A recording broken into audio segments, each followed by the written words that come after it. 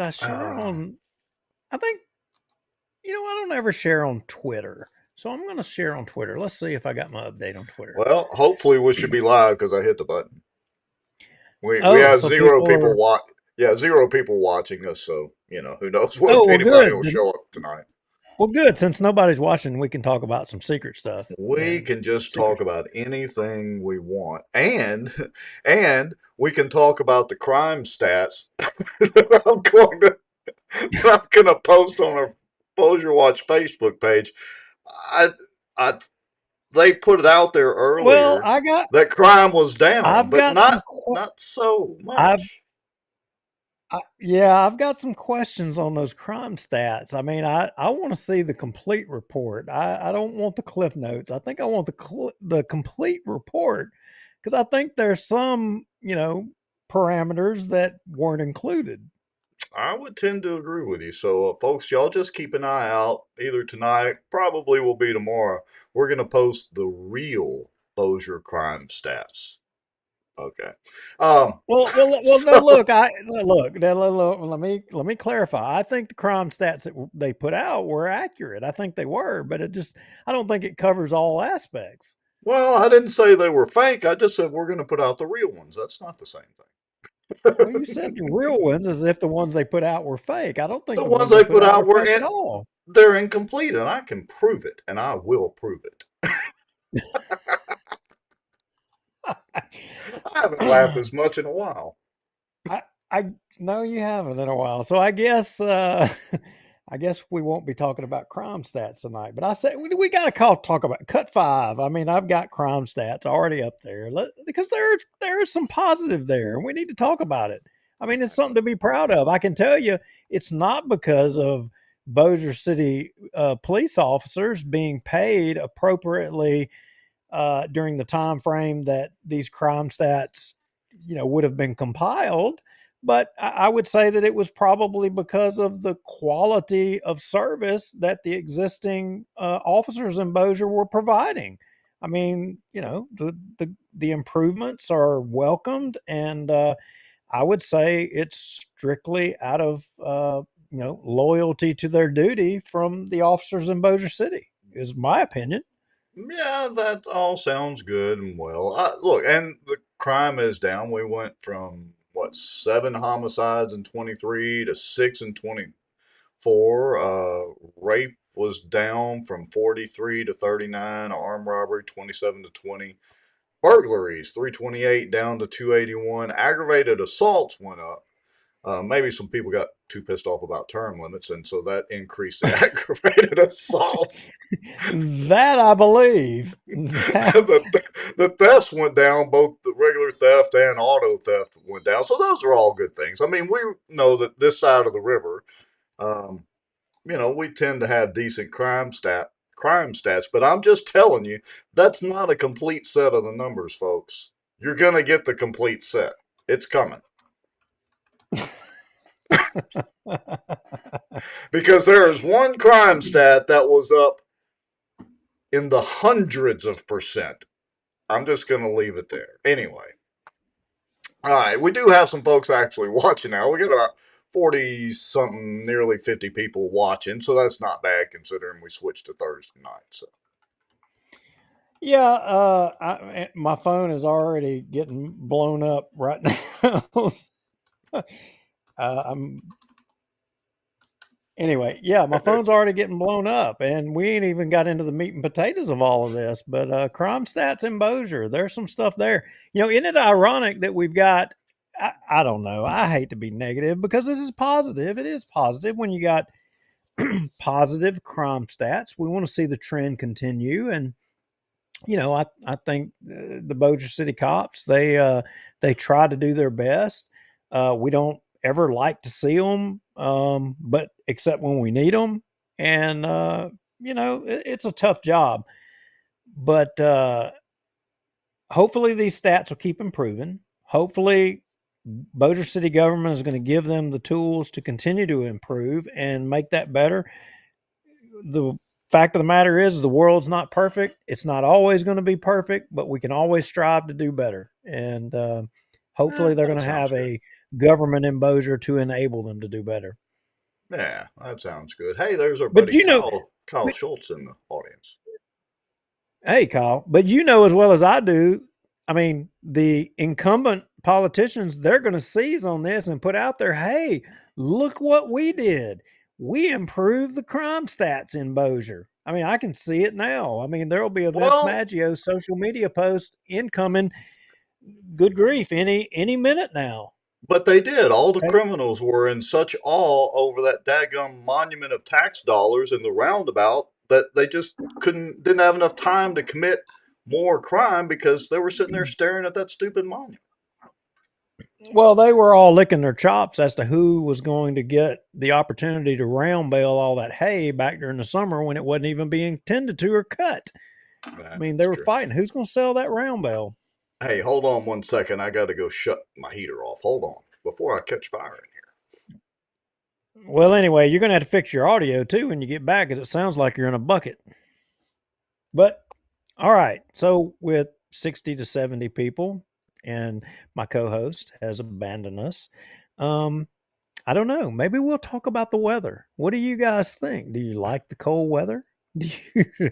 Oh, you decided to join us. I decided Me to and come all back to the the other show. 60 or 70 people tuning in. I mean, it's Well, growing. so I'm out in my office in my man cave, which doesn't have central heat or anything out here. So I have a little electric heater. And I had turned on my Mr. Buddy heater just to kind of get it warm back up because I was gone most of the afternoon. And I forgot that I left the Mr. Buddy on. And I was wondering why I was getting a little toasty in here. I heard that. Well, look, I think we need to go ahead and do the break real quick. We got a pretty good show and a lot of interesting information that applies to every citizen within Bossier Parish because there's some things shaking. It's not just things that are shaking in Washington, D.C., but it's now shaking in Bossier Parish. And Mm-hmm. it's going to affect every one of you. You're going to want to pay attention to all of this. And, and the stuff happening with the Bossier Parish Police Jury. Right. We're going to talk about Judas Jeter. How about that? Or Matt, would you? Oh, we get to do a little He's a negative campaigning. he is embracing the Judas moniker that we put on him, or do we have to give Hal credit for that too? I mean, I don't Uh, know. I Sadal, don't where know. you at? It's hard to tell whether it was Does Hal or Sat Owl. yeah, I mean, I don't know. Sadal can tell us if Hal needs to be getting the credit for that or anything. I'm just anyway. Uh, in memory lane with Vince, we got a lot of stuff. And hey, my man Cash Patel, did you hear? His name just has such a nice ring to it. He I got he mean, got confirmed for the head of the FBI. look, the dude is me. He's like mine and your height, because we're short guys. He's our Mm-hmm. height.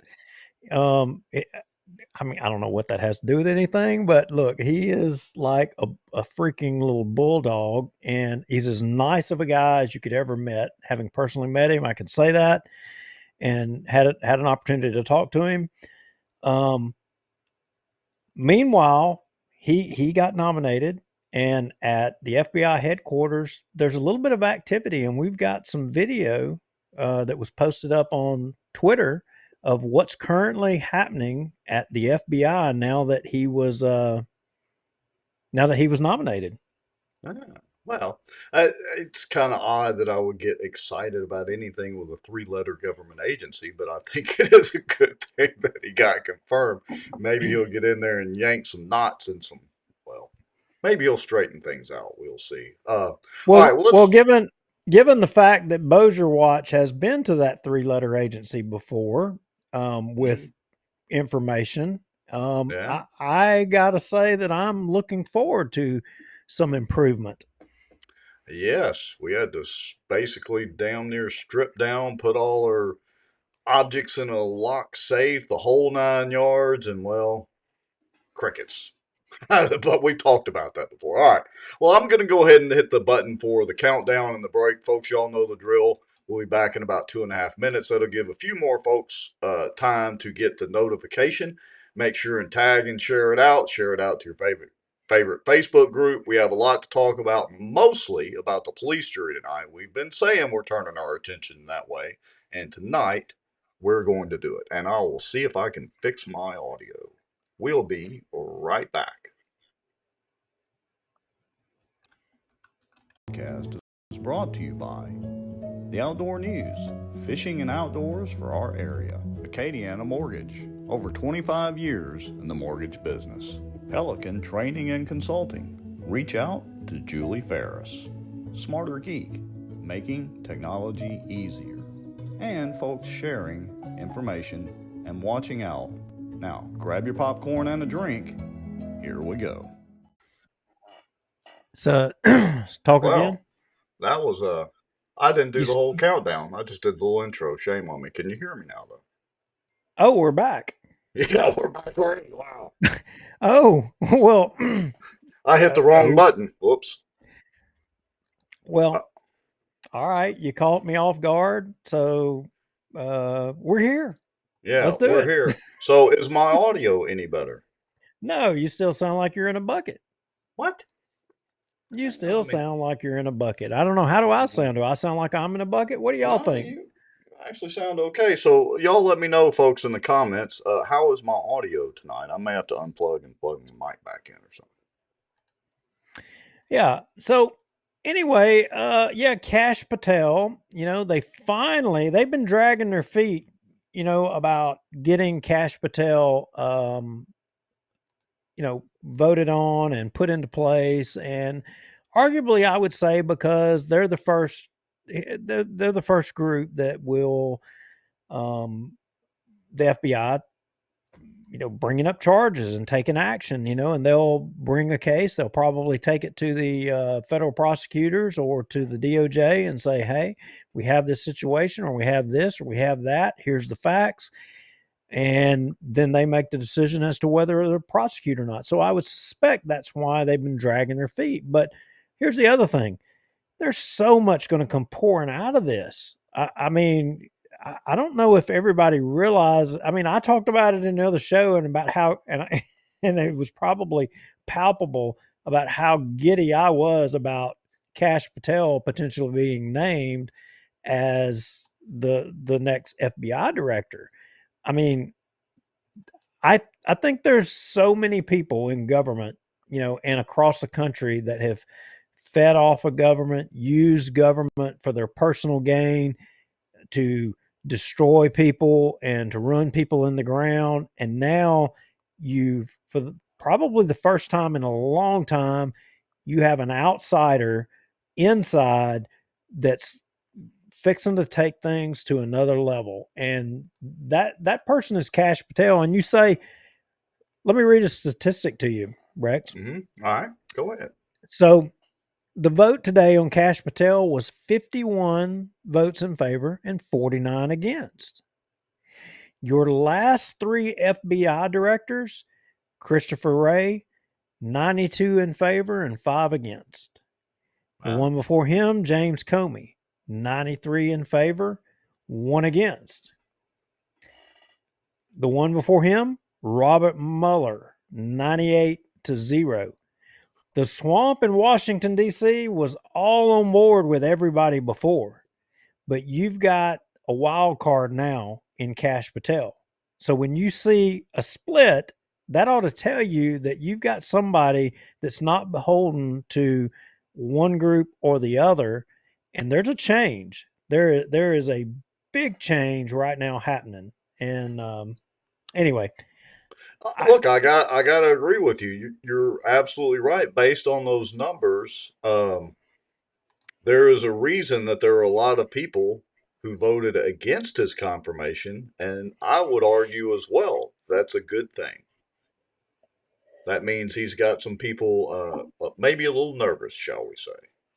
Yeah, they're worried to death about what's going to come of that. And I want to go to another point. There's 2 more points. I mean, look, with this, folks, this just kind of helps us get warmed up and get into the mood of talking about things. But you remember us having a conversation about potentially you not having to pay taxes anymore. Remember that? Yeah, on the income tax deal. So what's the status of all that? Well, I've got two videos set up here that I think are I mean, they're really important, and people need to listen to the words.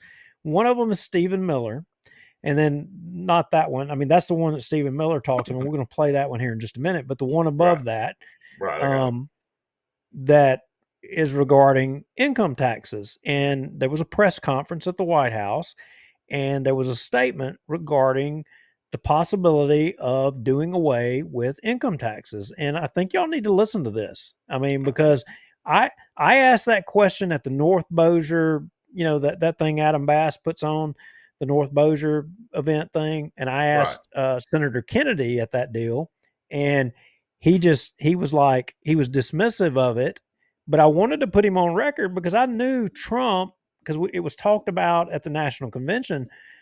Trump was dead serious about moving us in the direction of getting rid of income tax. And, Kennedy was like, there's no way in hell, basically, that DC is going to move in that direction. But listen to this statement today. All right. Well, let me hit play, and here we go. In 2017, No, then President Trump. Go ahead. Can I just follow up Thank really you. quick? So, just had two questions, Kate. Meg, Jordan, go ahead. Mr. I have an important follow-up. Jordan, go ahead. So, Mr. Hassett, you were speaking about tariff revenue, and you also addressed a question about the IRS. President Trump has spoken about replacing income tax with tariff revenue, especially with all this waste, fraud, and abuse that we're seeing cut. Is that a possibility? Absolutely. And in fact, if you think about the China tariff revenue that we're estimating is coming in from the 10% that we just added, plus the de minimis thing, that it's between $500 billion and $1 trillion over 10 years is our estimate. And that's something that is outside of the reductions that markets are seeing through the negotiations up on the Hill. And so we expect that the tariff revenue is actually going to make it much easier for Republicans to pass a bill, and that was the president's plan all along. And then I have a question for So that's it. about Doge. So You stop. spoke about Doge. Oh, well, well, this next one, you can probably let it keep playing from right there because I think it's the same video. Stephen Miller comes in and just he hits down onto an issue that's fundamental to all government.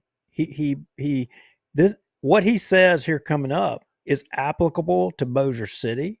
It's applicable to the Bossier Parish Police Jury. It's applicable to Louisiana and the state legislature. It's applicable to government as a whole in the way we all view government, in the way we all interpret things. And unfortunately, and Rex, I know you know this to be true, and we're pushing on 100 people watching. And look, I want to say it this way, and I'm going to be polite. It's human nature that we want to support people and politicians that we will incur a benefit from. Would you agree with that? Yeah, I would absolutely agree with it.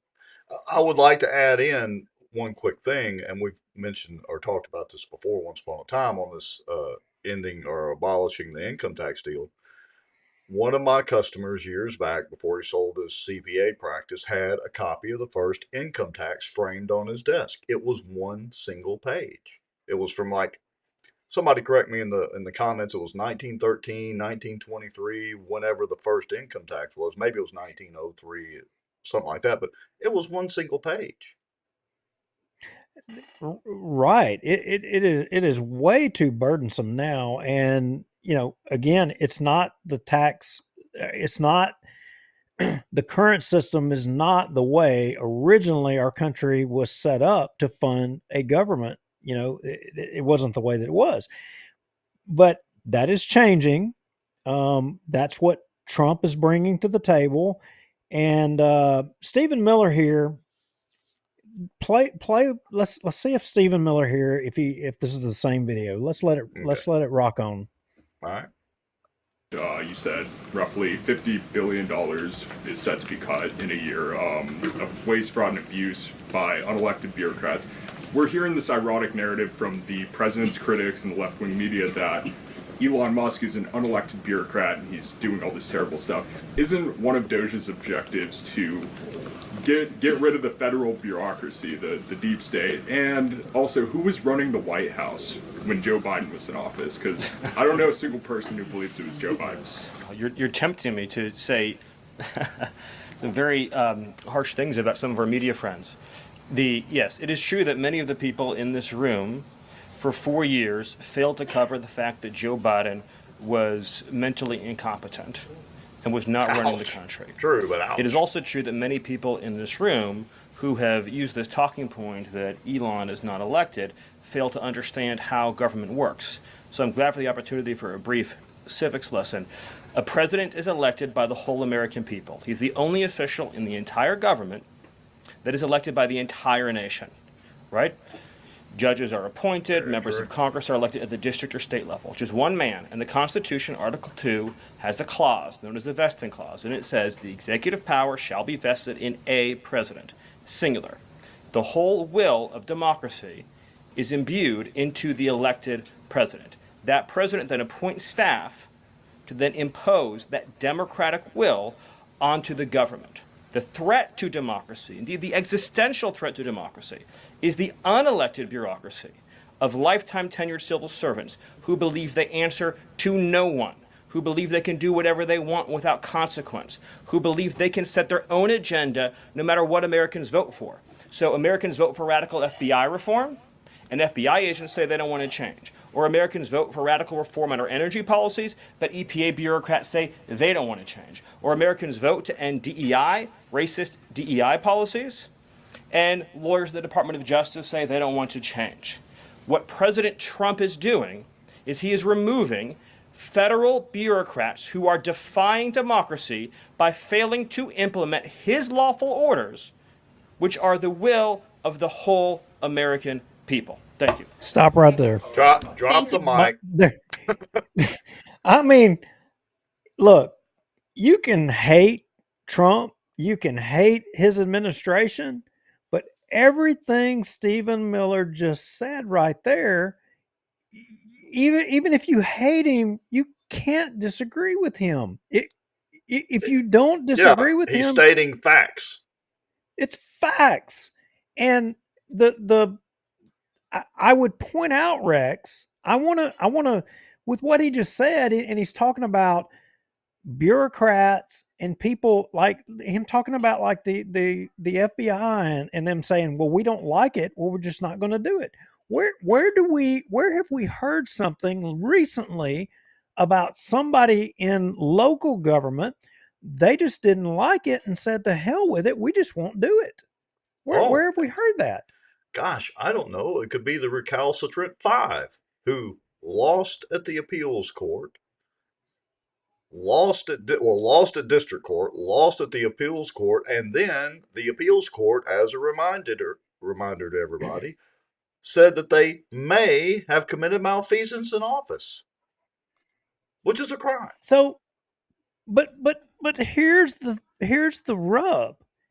You can go on Facebook right now. I mean, look, I don't know how well you know Vince. I know Vince, and I know Vince well.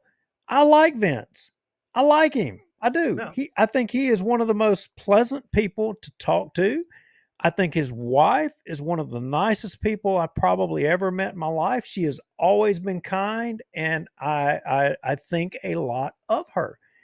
You can go on Facebook right now, and he's making social media posts, and people are just fawning over Vince Maggio. He's a nice guy. He's a nice guy, and he's he's pro law enforcement.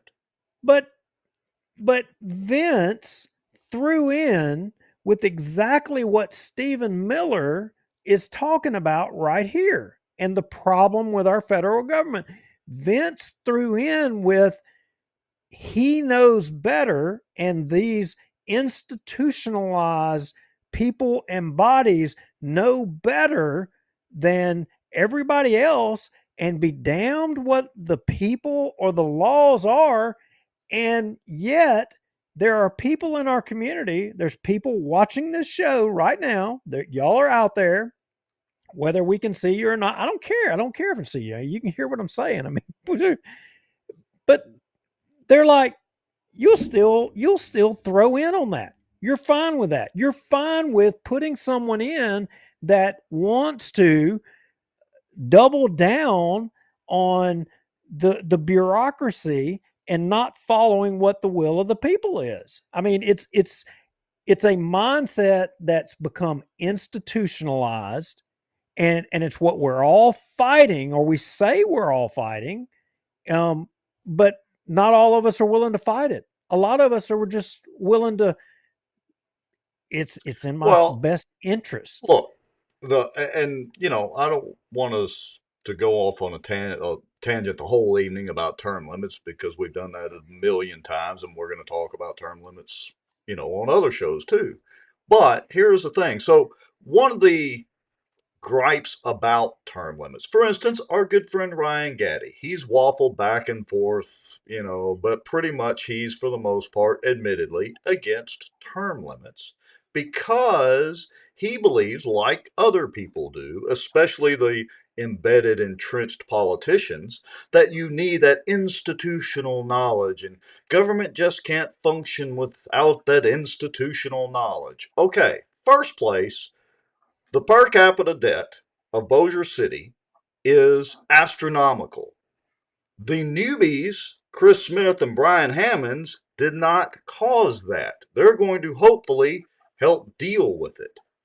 The institutional characters in our local government did. That would be the incumbent politicians, the ticks that have been stuck on our collective backs for 20 and 30 years, caused that. Now, Vince has only served one term, so he is not one of those entrenched incumbents. But, Duke, you're exactly correct, of course. What he did was he put all his eggs in the entrenched incumbent bureaucracy. That's what he did. He made a decision, and he had a choice. He had a choice to go the way of, and ironically, he's saying, "Oh, I'm a Mike Johnson, Trump, conservative Republican," but yet he's not. He didn't toe the line of what they're towing. He threw in with the entrenched political elite, the entrenched, bureaucracy. That's the choice he made. And now he's trying to backtrack out there. And what stuns me is that a lot of people they're fine with that. How Look, can you be because how can you say you want better government, you want better for your community, but yet you're going to throw in and support enabling a continuance of the same damn thing over and over again? it's because people are running on their feelings and emotions rather than the facts. And the facts are, like was said in the comments there, Jessica Langley Maddox put it very bluntly, Vince is a follower. That's it. And he followed the wrong crowd. And half of the wrong crowd abandoned Vince. How do you feel about that, Vince? All your buddies that you decided to side with have now jumped ship. The rats are leaving the ship. Matter of fact, they've already left. Ain't but 2 rats left. So, I I don't know. It doesn't need to be a bash Vince night, even though he's literally sitting right here between us. So I thought he would want to be a part of the show, since I doubt he would actually come on the show. I haven't I, gotten a text. You haven't either. I asked Vince to come on the show one time to address an issue that had came up. He returned my call. We talked about it, and he wouldn't answer me whether he would come on the show or whether he would not come on the show. But the basic answer was no, he wouldn't come on the show. I mean, I would love to see Vince debate. I would love to see him debate Ruth Pope Johnson in a campaign, but it'll never happen. Right. He shouldn't be scared to, but he won't do it. He would rather, well, I'm not going to say, I'm going to be nice, but Yeah. Yeah, it is Anyway, what it is. Okay, so let's shift gears. So we've got to talk about Judas Jeter. We've already gone down Vince's memory lane. Let's get to this Bossier police jury stuff because, to be honest, I am sick and tired of talking about the city council for a little while. And I did catch parts well, of the Bossier well, Parish Police jury meeting, but well, I gotta stop you, Dano. uh oh. The memory lane, we ain't completely went all the way down memory lane. We need to Oh, refresh because, there are people that are watching this show, and I invited some people to watch this show because I want them to understand why people on the other side, the pro term limits people, why we say what we say regarding Vince and that he didn't stand with the people, that he stood with, in fact, in a council meeting, he said, I stand with y'all, talking about the other councilman when a question was posed regarding the people. He said it. But in addition, I want us to address, and I want to play the video. It's not us all right. making it up. It's not Duke taking a shot. It's not Rex taking a shot. It's his own words regarding term limits. It's All right. him saying it. All right. So, but before we get to that, I want to pause for a second. So, Mr. Roger Thornhill, who's a good guy, said, "What's so bad about Bossier City? I love this city. This parish seems to be going quite well, in my opinion." So, Mr. Thornhill, look, I'm not originally from Bossier City. I happen to like Bossier City overall. I like the people here. Generally, the crime is pretty good, but there are some problems within the government, without a doubt. I'm sure, Mr. Thornhill, you very well can remember the problems with the Cypress district. Well, just amplify that a little bit, and that's the problem with Bossier City, and certainly with the police jury. They're not perfect. The per capita debt in Bossier City is astronomical. I mean, we're giving Sadow a hard time, but Sadow's numbers absolutely are correct on that debt per capita. And there are a lot of other things, lots of wasteful spending. Again, the Tower of Tax Dollars Well, being one.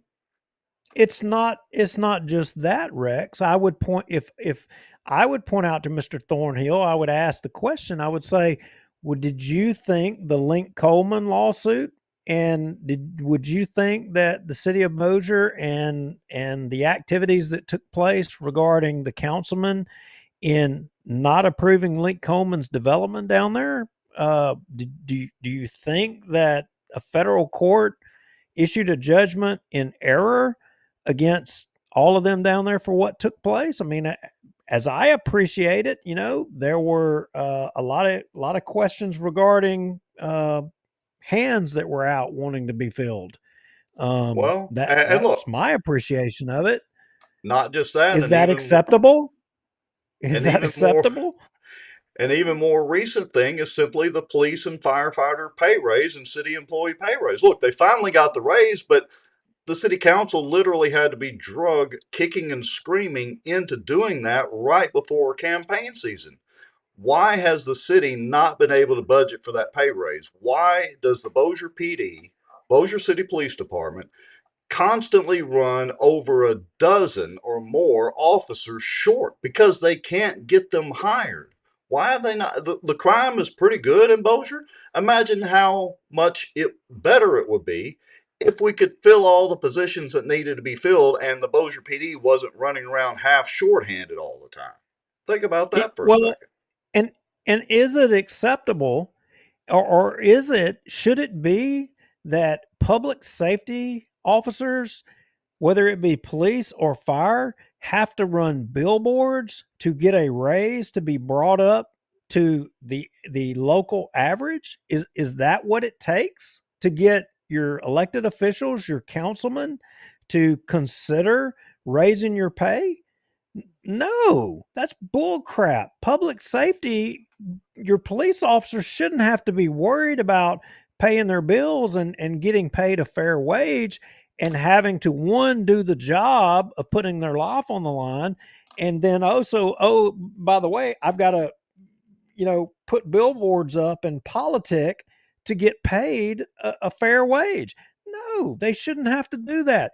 That's the problem with entrenched government and bureaucracy that Vince threw in with. He can run the sheriff's endorsement, which is an inside endorsement, all day long. He can throw that out there all day long, but it's bull crap. And say he supports public safety. That's bull crap. That's bull crap. Those guys should not have had to go put billboards up to force the issue to get raised up just to be brought to average. That's bull Right. crap. I agree. And look, Mr. Thornhill, we absolutely appreciate all comments, whether you completely agree, don't agree, or disagree with us. And you're right, no city is perfect. There are issues, sure, but overall we live in a great place. I I think we do live in a great city. I think we live in a great parish, even though I'm not from here, but I think the people here and the location and all that is good. But there are problems with our government, full stop. There's no And denying and that. and That's right. And Mr. Thornhill, I appreciate you raising the question the way that you raised it, because it enables us to really get into the meat of what we were going to talk about tonight, because we're talking about local government, Bossier City, but additionally Bossier Parish. And the way that we've been doing business in Bossier City and Bossier Parish have placed us into a precarious position now, to where, for example, the police jury, which is the primary topic of what we're going to talk about tonight, everybody in Bossier Parish now, you're fixing to be faced with more tax increases. That's where I think, my They opinion, were that's they were where this is signaling for heading. it. Yeah, they're wanting to tax you more. And why are they wanting to tax you more? Now, you can be one of those people that, you know what? I don't want to know. All I know is I just want to be able to say that, hey, Vince Maggio will be the greatest councilman in Bossier City there's ever been. He probably should be mayor. Or, you know what? I don't even want to ask any questions. If the Bossier Parish Police Jury says we need more money, I don't want to know why they say we need more money. I just believe we need to give them whatever they ask. Well, you know what? You go up there and you give them your wallet. But me, no, I don't want to do that. I want to know why. I want the answers. Not everybody does. That's fine. If you don't want to know the answers, then get out of the way and leave it to us that do want to know the answers, because by gosh, we're going to try to get the answers. And that's where we're at right now is all of you better be guarding your wallets, because I think they're trying to come after more. Well, yeah, I mean, they pretty much, well, they signaled it several times during this meeting. Okay, so are we ready to bring up the meeting, or do we want to bring up the campaign video Well, yet? I cut you off because and I appreciate Mr. Thornhill. He was getting us going. He teed it up great to go to the police jury, but I cut you off regarding Judas Jeter, Oh, and yeah. I I think we probably ought to get Bossier City out of the way, because the police jury stuff is going to be long, arduous, and we're going to want to be done with this after we get to that. Okay, I feel like doing some negative campaigning. Anyway, so let's hit Judas Jeter. Now, We'll make it I like a think, game show. Behind door number 2, Judas Jeter. I think Jeter, I think he is embracing the moniker of Judas that we placed on him, but I'm not so sure he's on the right reason why we called him Judas. But I think tonight we're going to prove why we named him Judas or coined him Judas. Okay, so which cut do I need to go to first? Let's see. Lee embraces Judas. All right, here we go. Hold on just a somebody second. somebody sent this to me and said, hey, it looks like Lee Jeter is embracing y'all naming him Judas, because he goes to scripture. Well, he is a preacher. Well, maybe he is, and I guess it's his post, so he can choose which scripture he wants. Yeah. And so he posted Acts 15, 32. Judas and Silas, who themselves were prophets, said much to encourage and strengthen the believers. Hmm. Hmm. Well, that's But that one whole way. 30 pieces of silver thing, but I don't know Well, go to cut two. I mean, that was his choice. My choice actually would be one of the other scriptures myself. Yeah. Matthew 26:14. Then one of the 12, called Judas Iscariot, went unto the chief priests, and said unto them, What will ye give me, and I will deliver him unto you? And they covenanted him for 30 pieces of silver. That, I think, was the Judas I was referencing. Was that not the Judas you were referencing? Yeah, of course, look, I got to say, in Lee's defense, lots of people like to pick and choose from the Bible. Yeah.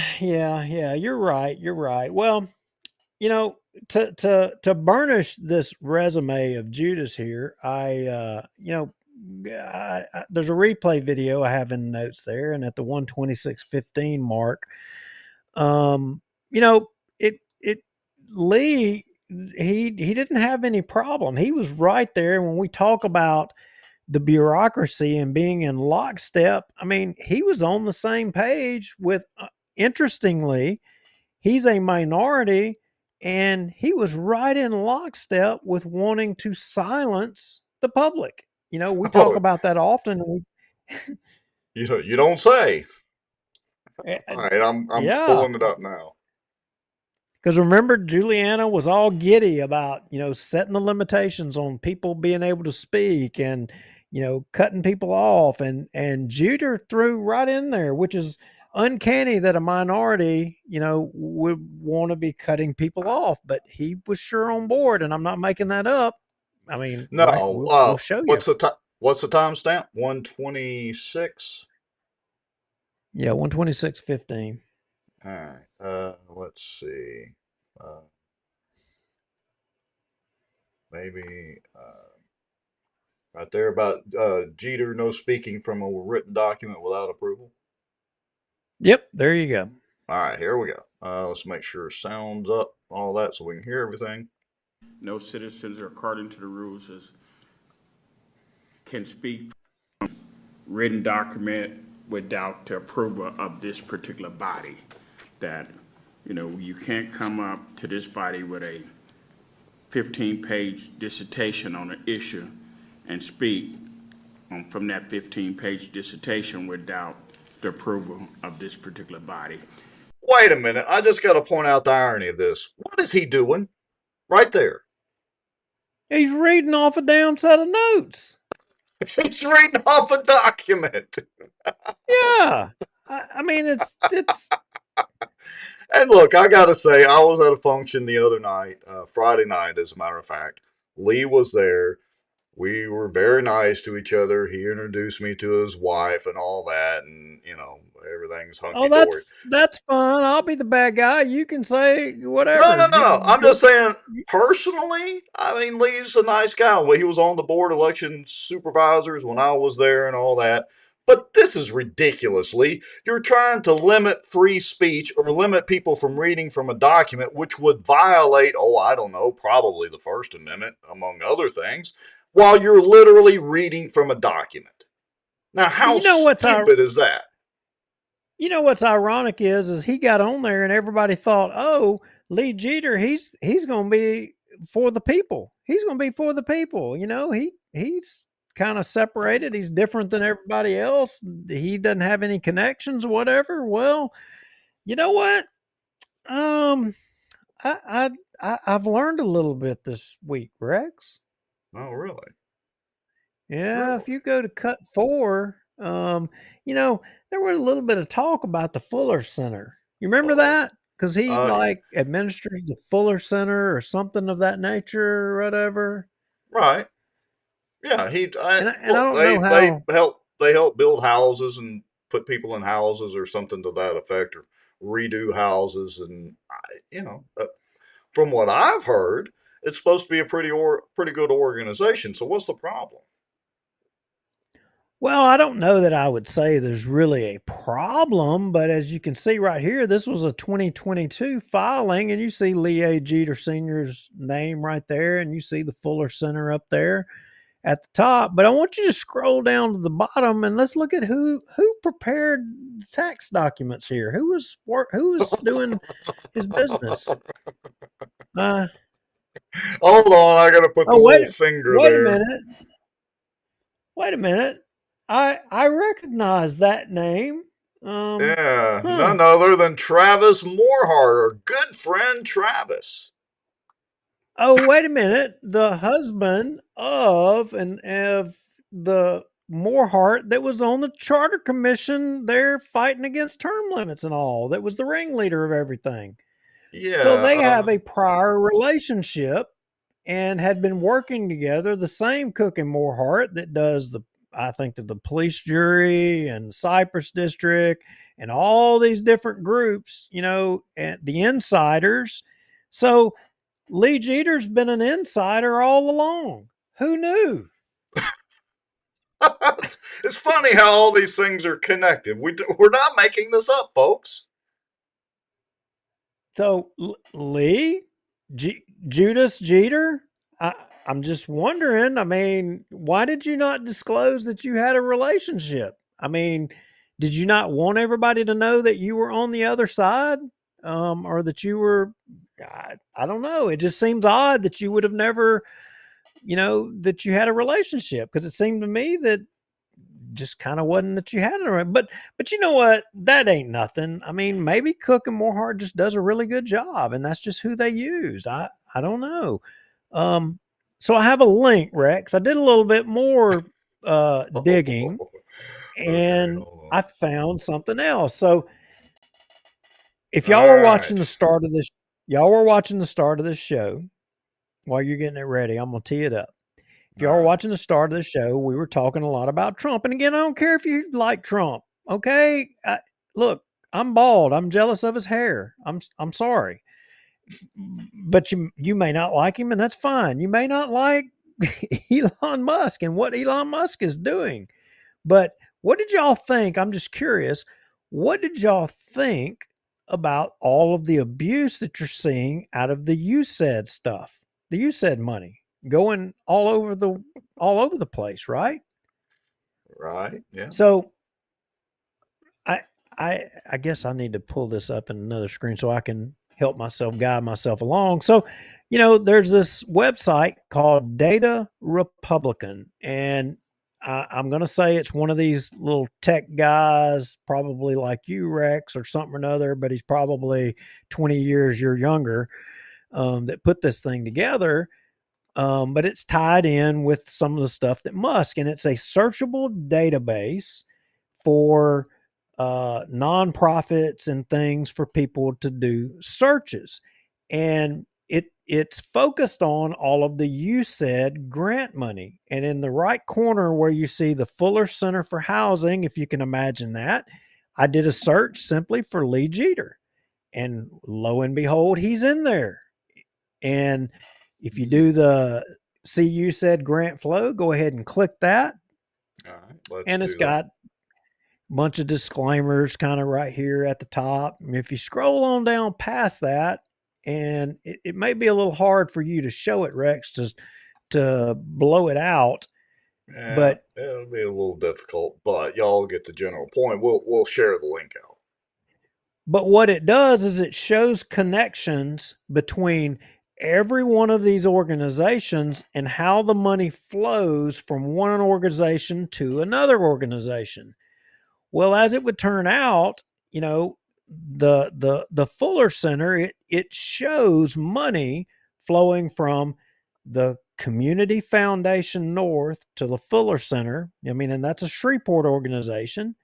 And then the money that flowed to the Community Foundation North flowed from a group called the East West Management Institute, which money flowed from a group called Pact Incorporated, from another group, the Administrators of Tulane Educational Fund, from another group called Save the Children Federation Incorporated.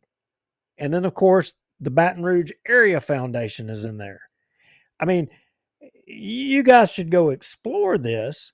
But my point is, this has ties, and the Fuller Center has ties to the USAID stuff. I mean, and it appears that there's something there. I mean, and I just generally found this.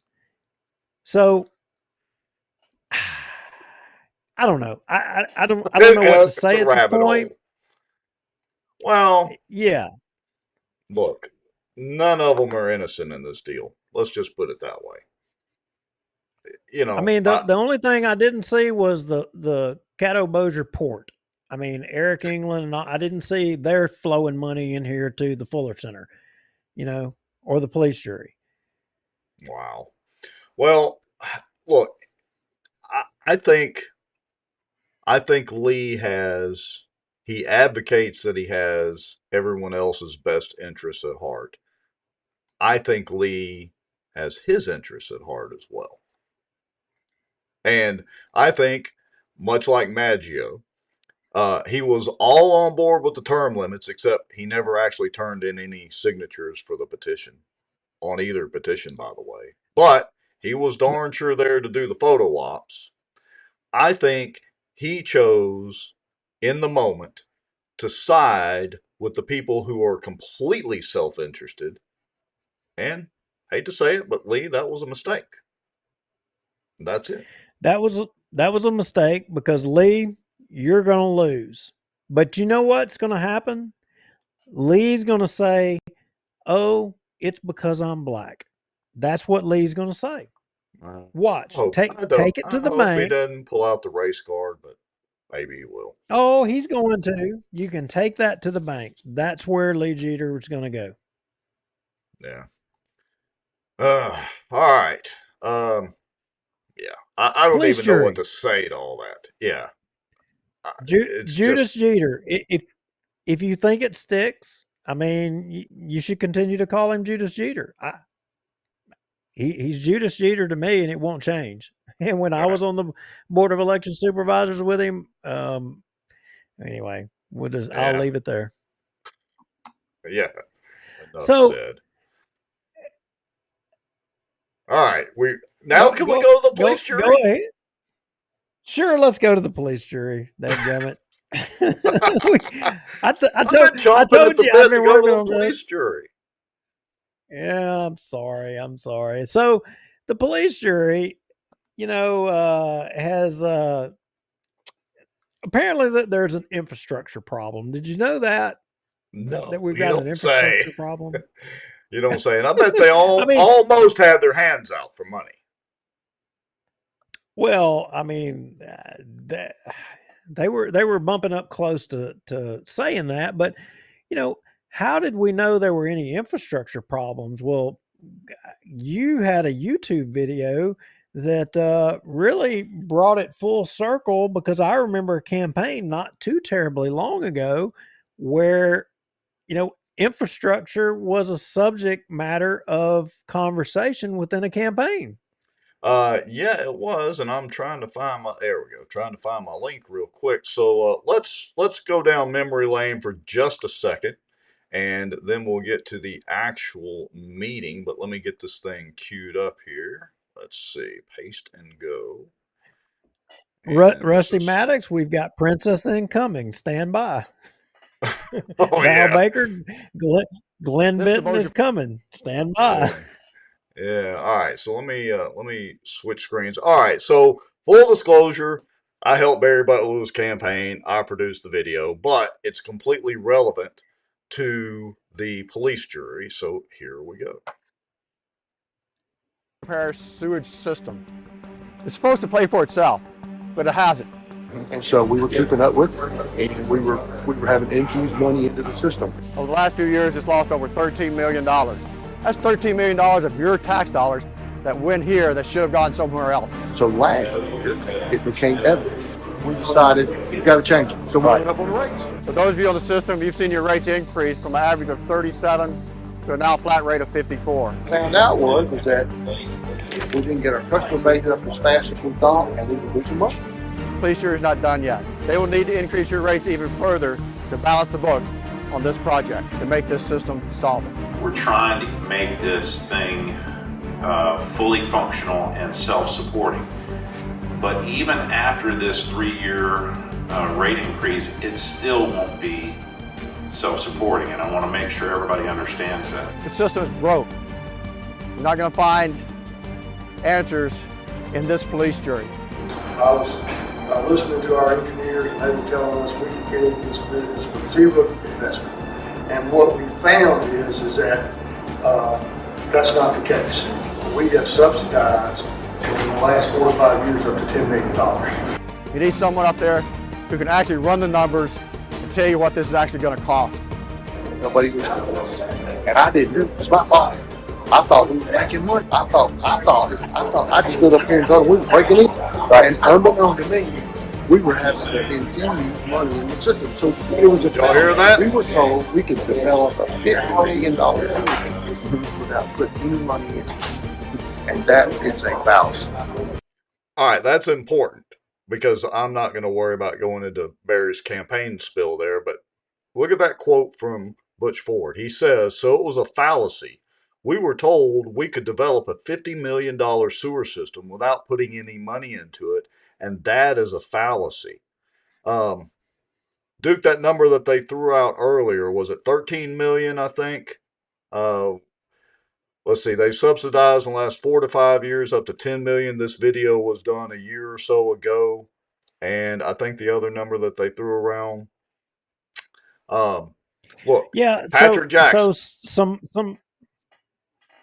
Go ahead. Yeah, well, I was just going to say, Patrick Jackson says, even after a 3-year rate increase, it still won't be self-supporting. And Patrick Jackson basically runs all the police jury meetings. I don't even know why they have a president of the police jury. So they're actually, their numbers are somewhere between 73 and 90 million is where they're at in the sewer district thing. And, you know, just like Barry said that, you know, and he was talking about within 3 years, and what they were saying is that they still wouldn't be, they would still be upside down even 3 years from then. That was like 2021 or whatever year it was. And, you know, the public wasn't voting in even this election. They weren't voting on what made sense in government. They were voting on popularity. In bureaucracy, or maintaining the bureaucracy was what you were voting on. Well, guess what? That's coming back to haunt you now today, because now, under the guise of we have infrastructure problems, and we, you know, everybody knows, and there's some legitimacy to the argument that's being made that there's traffic problems. Anybody that gets hung up on Benton Road or Airline Drive at 5 to 7 o'clock in the afternoon knows that traffic is backed up unbelievable, and that, you know, Swan Lake Road is going to get the exact same way. It's backing up a tons of traffic. Everything north of 220 between Benton and 220 is exploding, and that's what we're talking about here. So the police jury, and we don't have to play it. I've got the replay. I mean, I can articulate it, or we can show it. I think it was in November of last year, the police jury, in trying to address this, put in place a moratorium on any more approvals for housing or developments in North Bossier within kind of this area, to slow growth down. And I think it's because they feel like they can't keep up with the infrastructure, in which I would agree that they probably can't. But what is the real reason that they can't keep up with it? Is it because they don't have the money, or is it because they just can't physically keep up with it?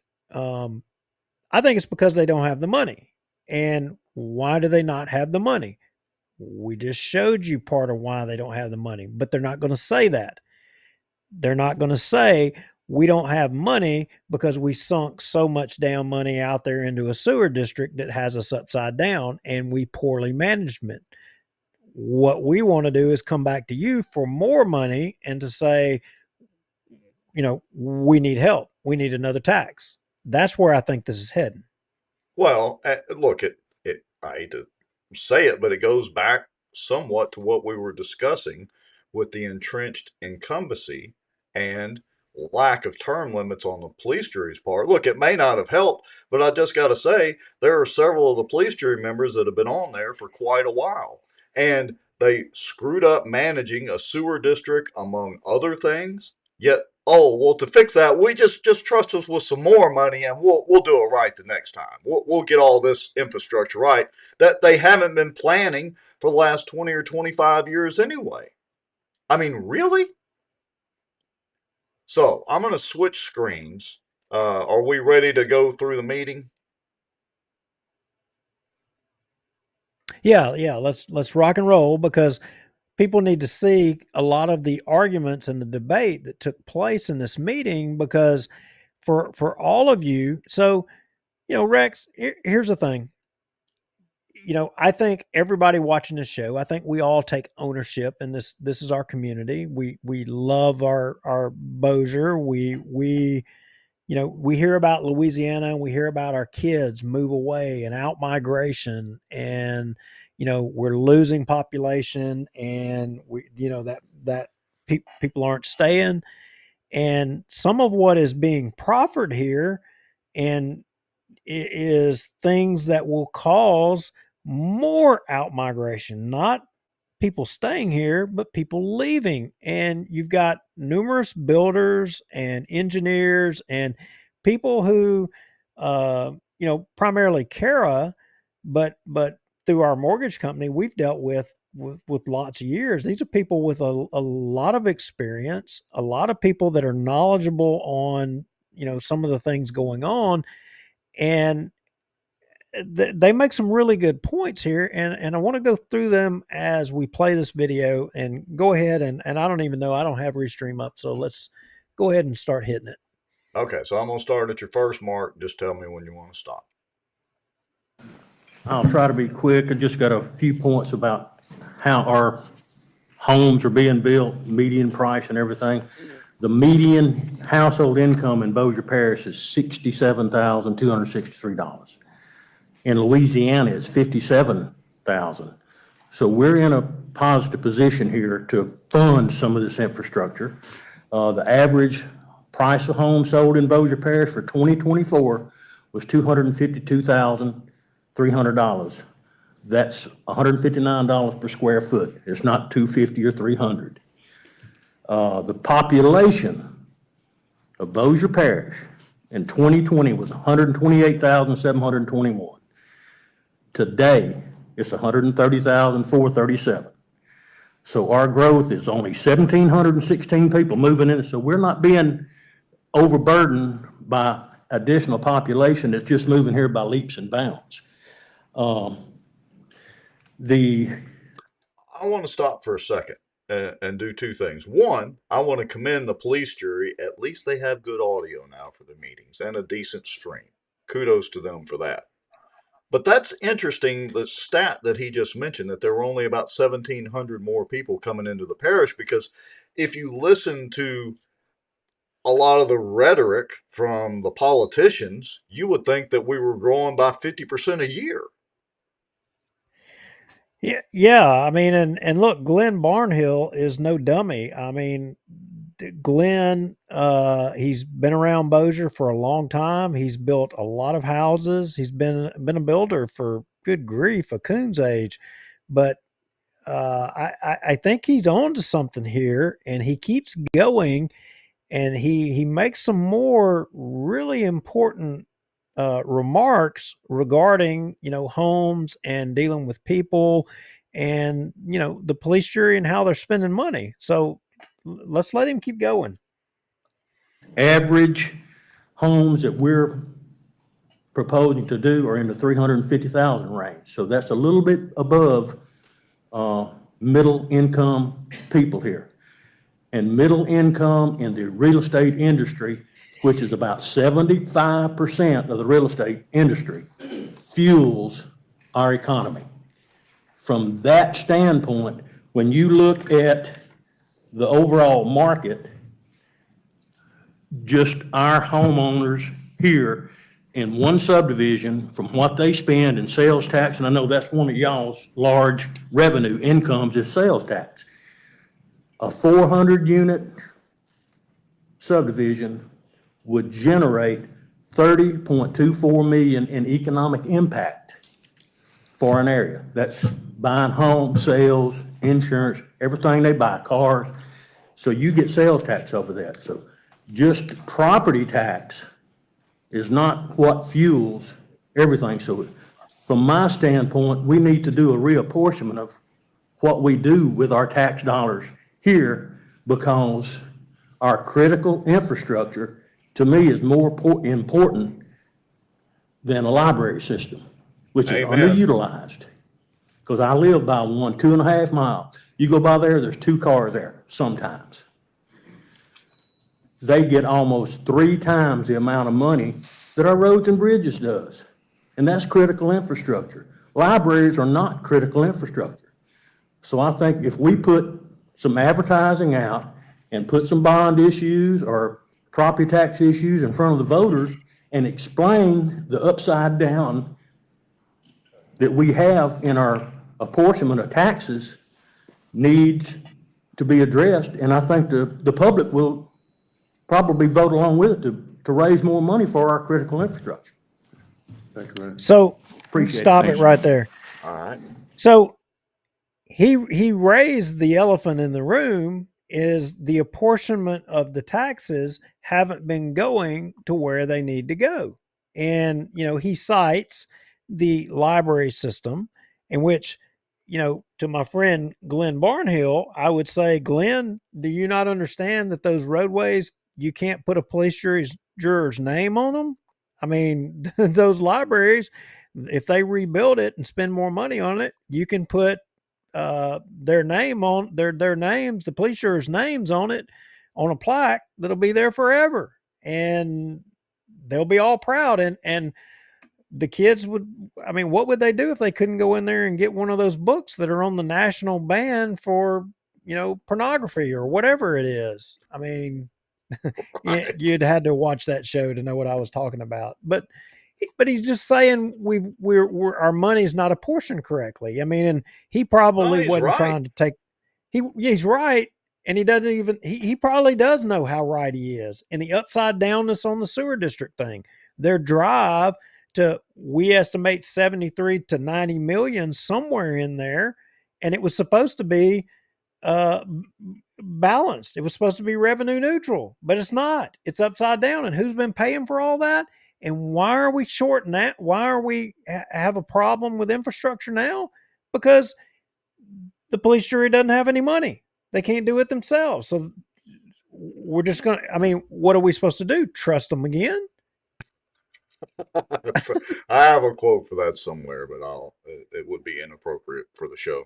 All right. Do we want to jump ahead to the next mark? You want to keep on playing? I think your next mark is with Glenn Benton. Yeah, let's jump to the next part. And Glenn Benton, makes a statement here, and he's trying to get to one of the points, and it's kind of long here in this part, but let's let it play. All right. That is all the messages we received in. All right, we've got some developers and engineers in here, so why don't we get some input on some lot sizes? Ryan, y'all have anything y'all want to? Mr. Benton, would you give me just a few minutes and let me get everybody oriented? Because I Would think you like to helpful, address the transportation plan that we had? Yes, sir. Can I get the Elmo, please?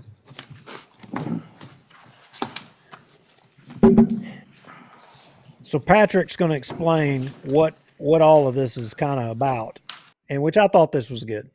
Yeah, and for those of you that don't know, Patrick Jackson is the parish attorney, one of the assistant district attorneys, and he basically runs the police jury meetings, not the police jury.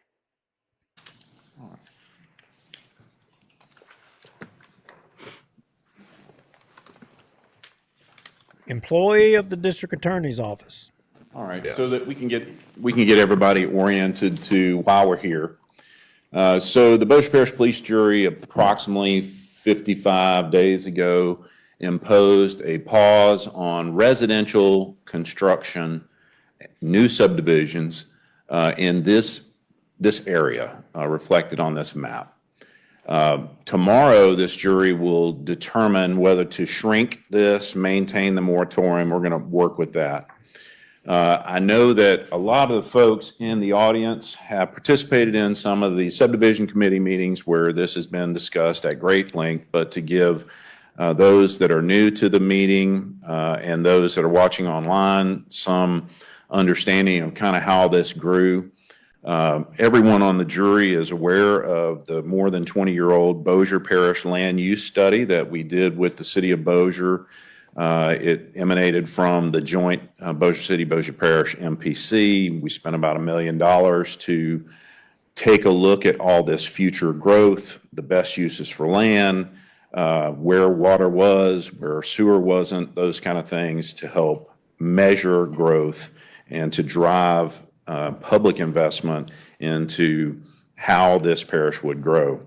Also, you're familiar with, we've been submitting to Congress for the last at least 2 decades, the Bossier Parish Transportation Plan. It's been updated through the end of 2024. It is what primarily funded the new north-south corridor and certainly helped us identify the new Arthur A. Teague Sligo Road extension in the south and those other east-west corridors and transportation corridors that are necessary to manage this growth. But what really brought this to a head is the level of service of transportation in this particular corridor has driven a lot of the main arteries and certainly a lot of the neighborhood connectors to service levels F. For those in the audience that really don't know how those things are measured, go to an LSU football game about the time they're about to kick off. That's an F. Okay? So we're trying not to be at an F. So with all that information put in place, this jury decided to take a pause and give the staff some time to try to figure out what things could be done in a short amount of time to deal with the growth. This did not apply to commercial development. This did not apply to industrial development, only residential development. Also exempted were those projects that were in certain statuses. They'd already applied to the MPC, they'd already gotten certain approvals and were on their way. What the staff was able to put together, and Ken and Eric will come up and give y'all some more information, is that in this particular splotch of red, right now, we are aware of almost 5,000 homes in the North Bossier category and approximately 3,800 homes in the Houghton East Bossier category.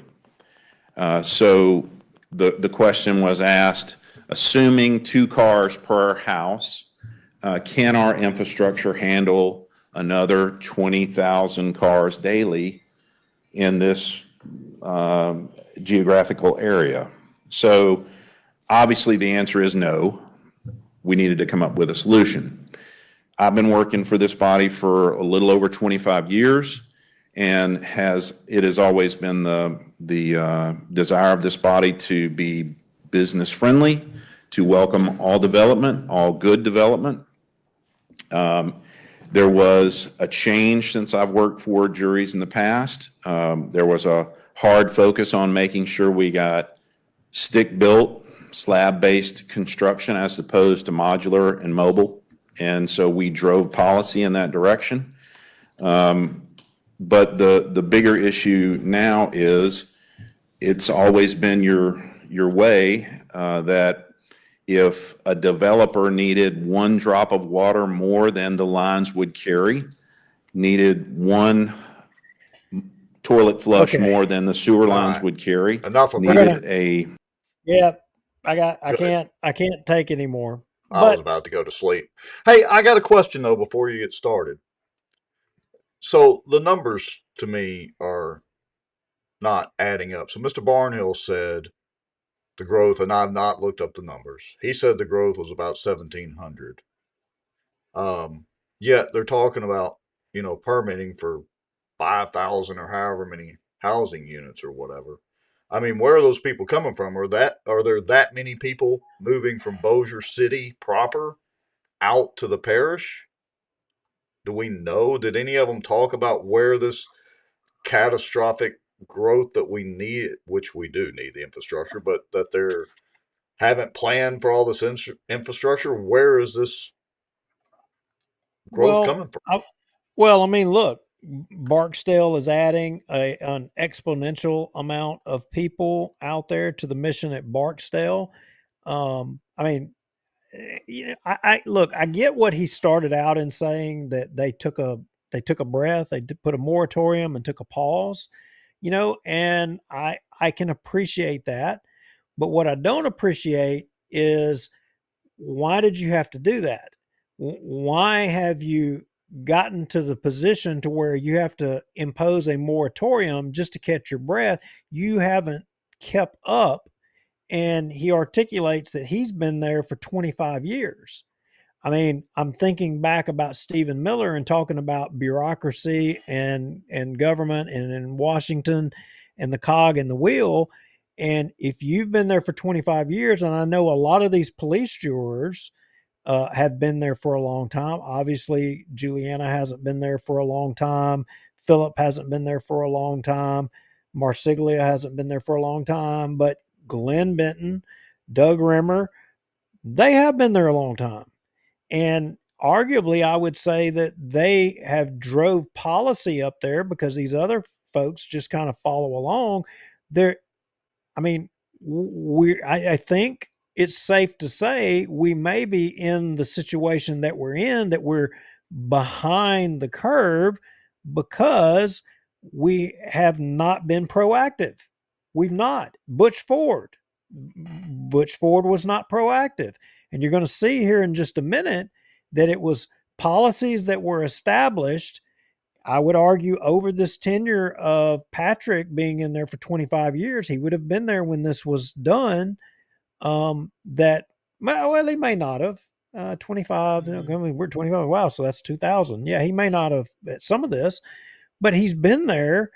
And why were we not proactive? In fact, somebody goes to the point of asking about a traffic study. It might have been even Barry Butler here in a minute. They said, well, we'll make that traffic study public, to which Patrick says, well, it's not available for the public yet, or it's not ready. Why not? Why?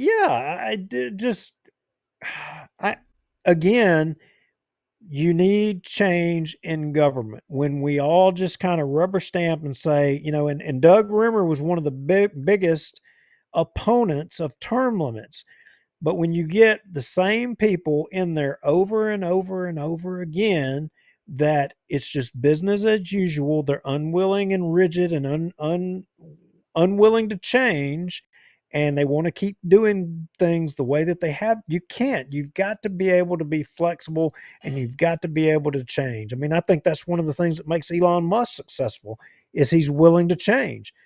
But our local people in politics, they don't want to change. They want to continue to do things the same exact way they have done things.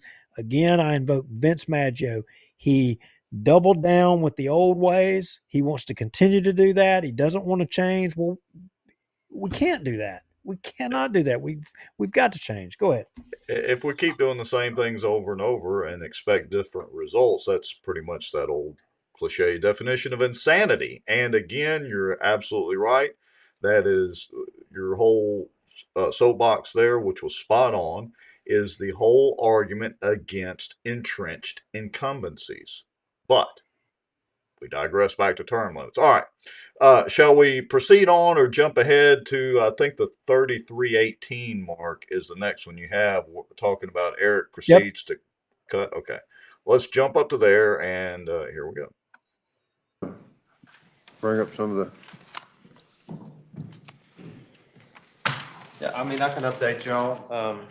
I handed out last time at your last subdivision committee meeting some preliminary recommendations that the report had. They're finalizing the figures. I should have the final dollar amounts on figures tomorrow. They should have that report finished. They had a draft, had a few miscellaneous things they needed to tweak on the report, so I don't have the final draft for you today.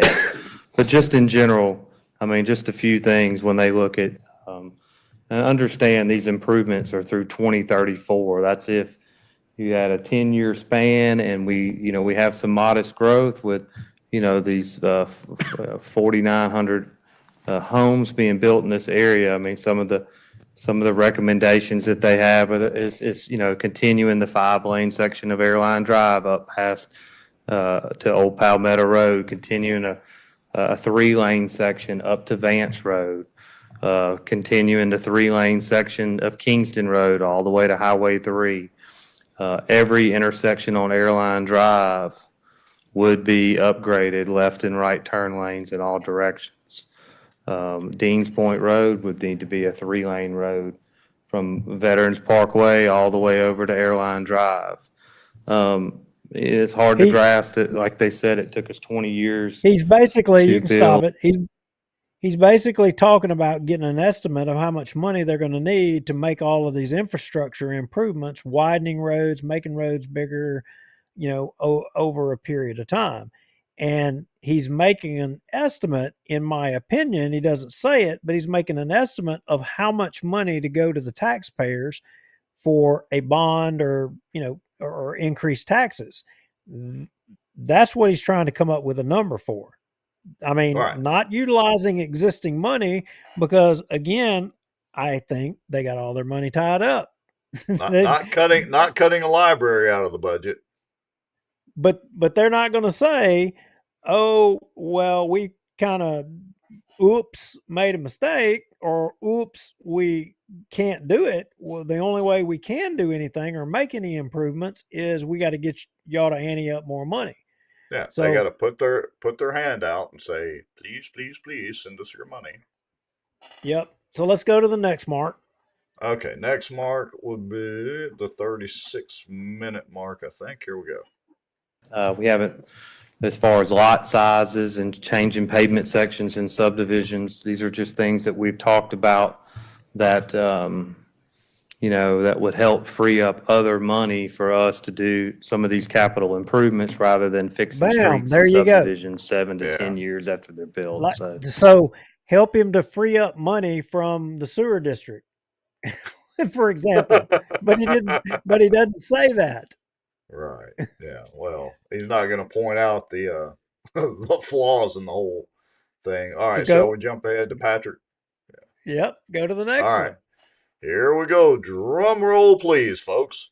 Introducing Patrick Jackson again. Anybody in the audience? Patrick, would you kind of touch a little bit on the bond issue that we tried to pass in 2005? It's why it took 20 years to build Veterans Highway? Well, I think everybody in the audience is appreciative of the fact that the police jury operates primarily off sales tax. Ad valorem tax, primarily, a piece of it does go to the police jury for certain functions, but the majority of property tax goes to take care of our school system. So we live and die by sales tax, as Mr. Barnhill was talking about. Early on, we identified this growth problem and attempted to pass a bond issue for roads. But Bossier Parish is and has always been anti-tax, and we knew that was going to be a tough situation. But the growth problem had not really bitten enough people yet. It was still kind of in the future. And we went out with a comprehensive package to try to identify these corridors and build it sooner. It went down. It failed. I got to stop right there for a second. Did y'all hear when he said it had not bitten enough people yet? He's referring to all us peasants out here that we hadn't felt the pain of growth yet. Wait a minute. If those morons had been planning properly to begin with, it might not be such a bad thing. I'm just saying. But instead, they were Well, worried about sewer districts and libraries. Well, I took what he was saying. It's all everybody's fault because they didn't pass their tax before. Now you're paying for it. Oh, And if you don't yeah. pass their tax again, you're going to prevent them from being able to do their next sewer district. No Or- growth. They're going to take all the toys and go home. But okay, so we have another engineer with Rayleigh and Associates. Ryan Estes comes up, and one of the ways, as I am understanding from listening to the dialogue that took place here, is they're looking to limit the number of people with different ways by one, increasing lot sizes on new construction, and there's problems there. And Ryan Estes also addresses an issue regarding the expense if you do that in relation to the requirements that the police jury puts on the developers and the builders on street standards. And y'all are going to love this. This you have got to hear. So play that part. With that, first off, I just want to mention that everything from a development standpoint, I'll get into street standards and I'll get into lot sizes, is purely market driven. It's economy, and it's what people buy, what people sell. They gave you lots of real estate statistics about average prices of homes and average median incomes, that I could go into detail on that if you wanted me to. But from this standpoint, we'll do simple development and how market drives the economy, drives lot sizes, drives sales price, drives everything. I did a quick exhibit just to show you. You can zoom out, Ron. Just to show you what we're saying. This is just me coming up. This is me coming up with an 8 acre site. I wanted to use something that was quick and that you could see and could picture. Y'all can all see that. I got 3 different lots, or 3 different subdivisions, regulation, or residential developments of 3 different lot sizes. And what do I mean by market driven? First, I mean whoever buys this tract of land, whether it's a residential developer or whether it's a landowner that says, okay, I want to do this, that's owned the property. If the landowner decides to sell the property, that's all based off comps. He doesn't sell his property any lesser of value than what the farmer down the street or the landowner down the street. It's market based. So that's a fixed cost. Secondly, we're developing streets and drainage in this, and along with water and sewer. And if you looked at this, I'm just coming up with some costs. I got land costs, 8 acres at $25,000 per acre. And then I got streets and drainage. Now it was cut off, but it's, roughly $600 a linear foot to put in curb and gutter, streets and drainage. And that's a fixed cost. It doesn't matter whether I do this layout, this layout, this layout. It doesn't matter whether I have 10 lots, 50 lots, 500 lots. I am fixed. That street cost is absolutely 100% different. If I put 1 acre lots, it's the same street as if I put 1/4 acre lots. If I put 1/10 of an acre lots, it doesn't matter. It is a fixed cost because of ordinances. Now, if you look at this, these different sizes lots, well, you also got to look at what's the sales price of that lot. The sales price for a 1/2 acre lot is not twice as much as a 1/4 acre lot. You have economies of scale. So just using roughly numbers, a 1/2 acre lot, $110,000 sales price. A 1/3 acre lot, $80,000. Roughly a 1/4 acre lot, 0.22, $60,000. Now, I think the 1/2 acre may be a little high. The 80 acre or the 80,000 probably reasonable. 60,000. These are reasonable numbers. Okay, so the developers are stuck. They come here and they say, okay, well, I can sell 12 lots at this price, or I can sell the 80 or the 20 lots at this price, or I can sell the 29 lots at this price. And they're stuck on development standards.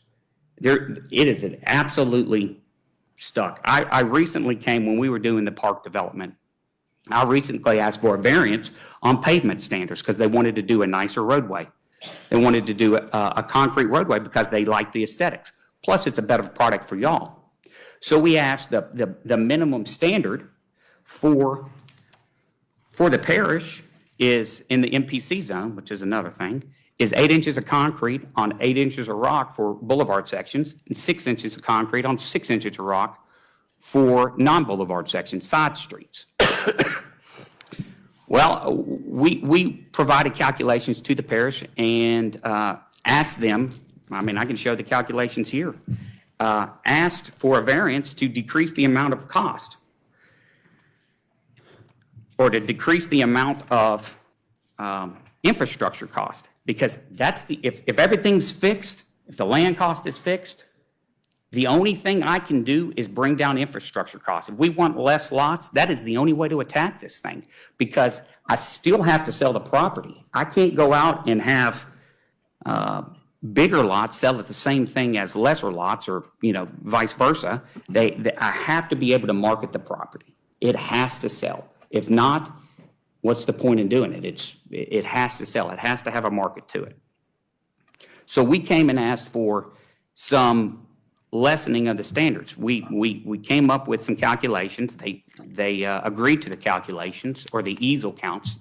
Easels stand for equivalent or listen close single here. axle loads. It's just a number. Equivalent single axle loads. It tries to put everything into a car.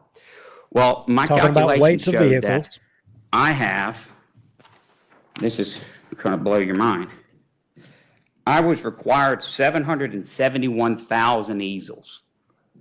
That was based off of what was the projected traffic.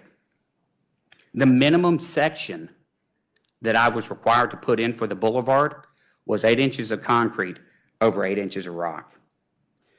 That generated 3.9 million easels, almost 5 times the amount of strength and durability that was there for the concrete section versus what was required. And I requested a variance that shows that, hey, I'm projecting that to 900,000, and I was denied. So we're stuck. We have to develop the streets at what y'all's requirements are. All right. So what he's down. What he's talking about is as a developer, and and he's an engineer that kind of does the math for the builders and developers on building these streets for these subdivisions. They put requirements on them to build the streets going to your houses in these subdivisions to a standard to where they'll hold up. And they talk in detail a little bit, and they talk about how an asphalt typically, I think is, and I may be wrong here, you can't hold me to this, but it should hold up for 10 to 20 years at the estimated amount of traffic of the vehicles or houses that are on the street, and a concrete should hold, I think, 30 to 40 years or something like that with, at different parameters.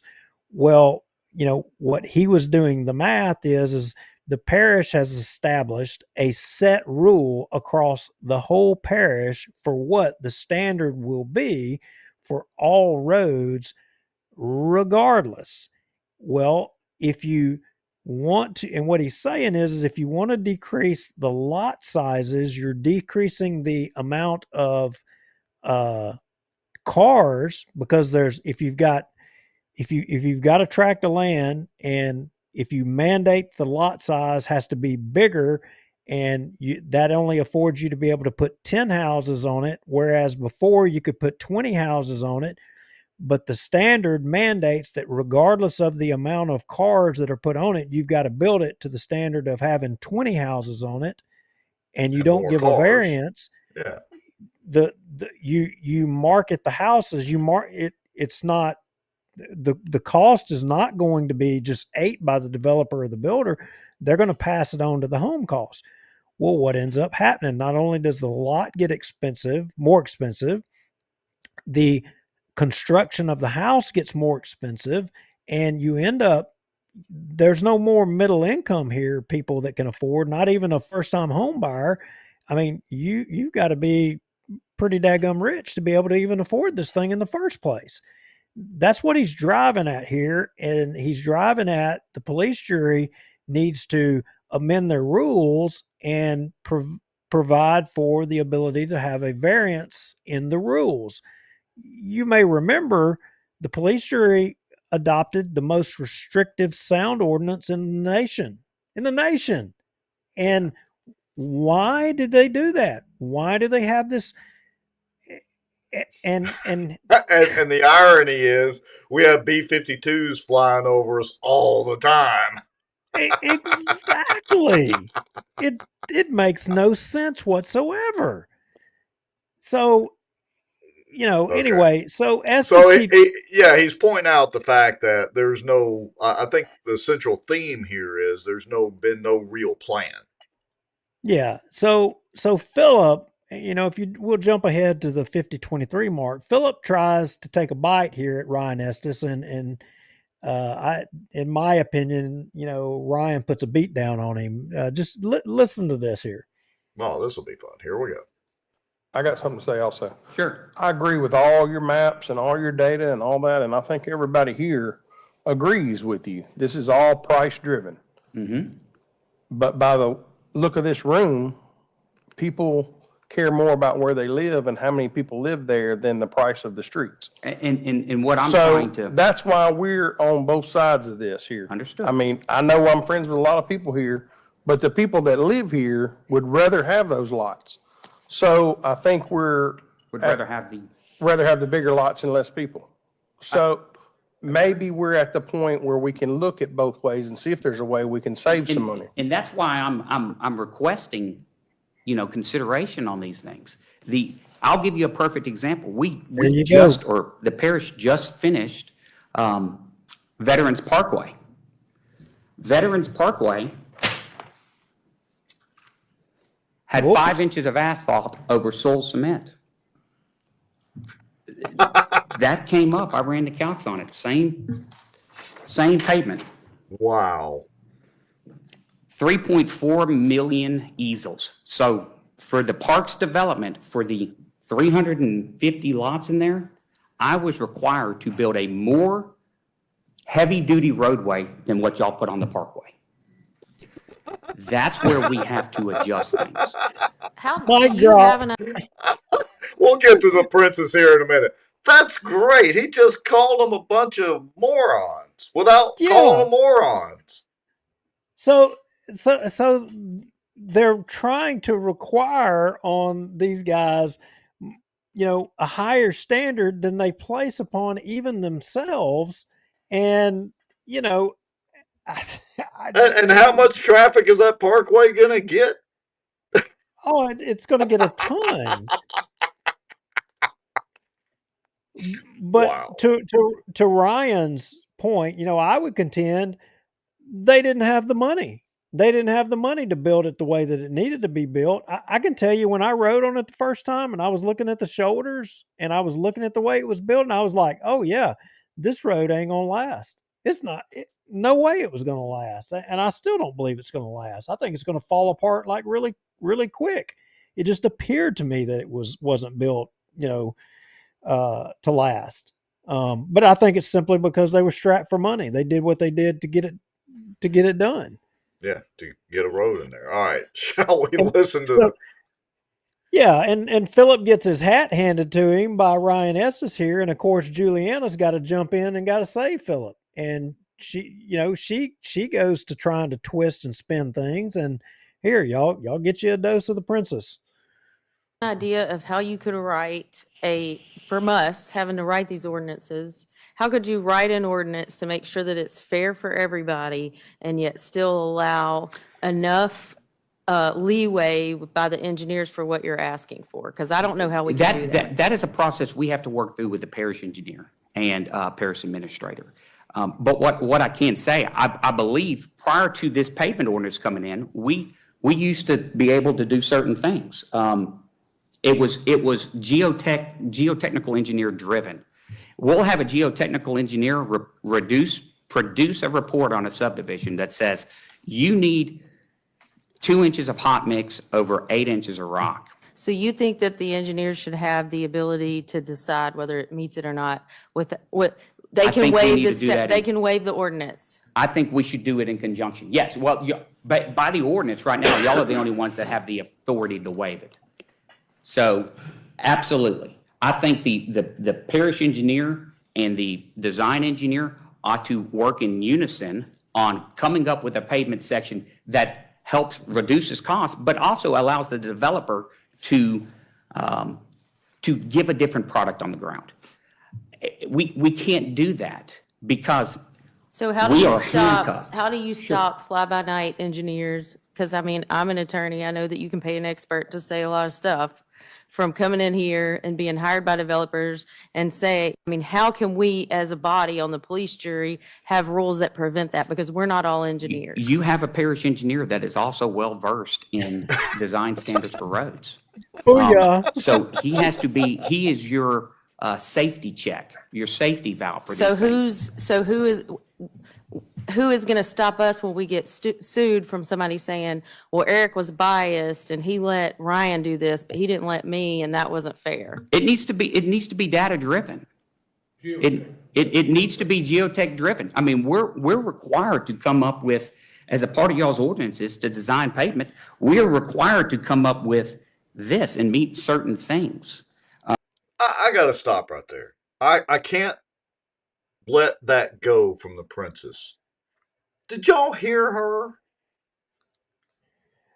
Oh, who's going to stop us when we get sued? I mean, the bottom line is, stop so-and-so from saying so-and-so from saying so-and-so did it. No, you stupid wench. You go by the data. Well, I mean, that's what Ryan Estes is saying. You know, it's math. You follow the math. I mean, what she's talking about is the good old boy way, the good old boy system. Might I add? I mean, she's partners with some people in Bossier City, tied at the hip. I mean, there's the old way and there's a new way, and the new way is you do it based off the math and reasoning.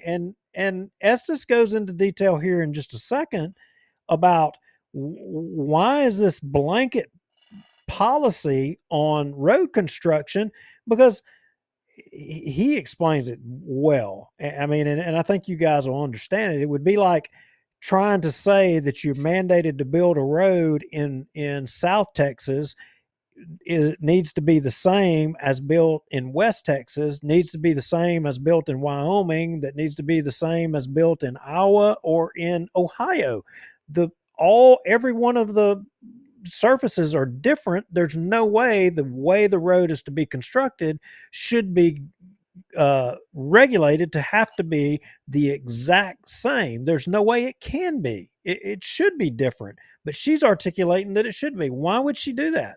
Why would she be fighting for something like that? Anyway, don't make me answer that. Here we go. I know why, and you know why too, and everybody watching this show knows why. Philip knows why, but you know, again, it's the old way, and either we're going to continue to do things the old way, or we're going to do things to where, you know, there's no favor one way or the other. It's all based on the science and based on the math.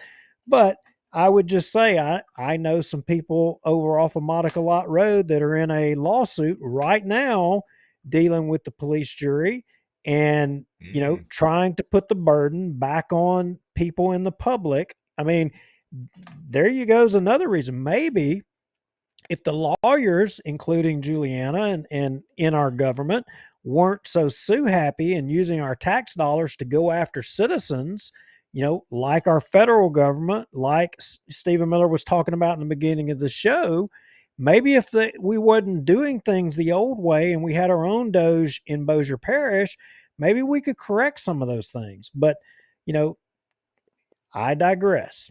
You digress. All right, here we go. This number right here. So we came up with that and the parish agreed. And then I showed I showed calculations on, hey, how are we able to change things? How can we get a more effective section that is going to be less maintenance on a concrete section? And I think the parish engineer was behind it. I didn't think he had a problem either way. So we shouldn't have any requirements at all. We should just say No, Eric I gets think to you should. decide? I think you should have minimum requirements, but that does not state that. The way I believe it was. Where did he say no We couldn't make requirements? any adjustments. I showed that my 6 inches of concrete was like, it was something like 5 times the durability or something. Maybe that was the 8-inch concrete. That was 5 times the strength that was needed for the development.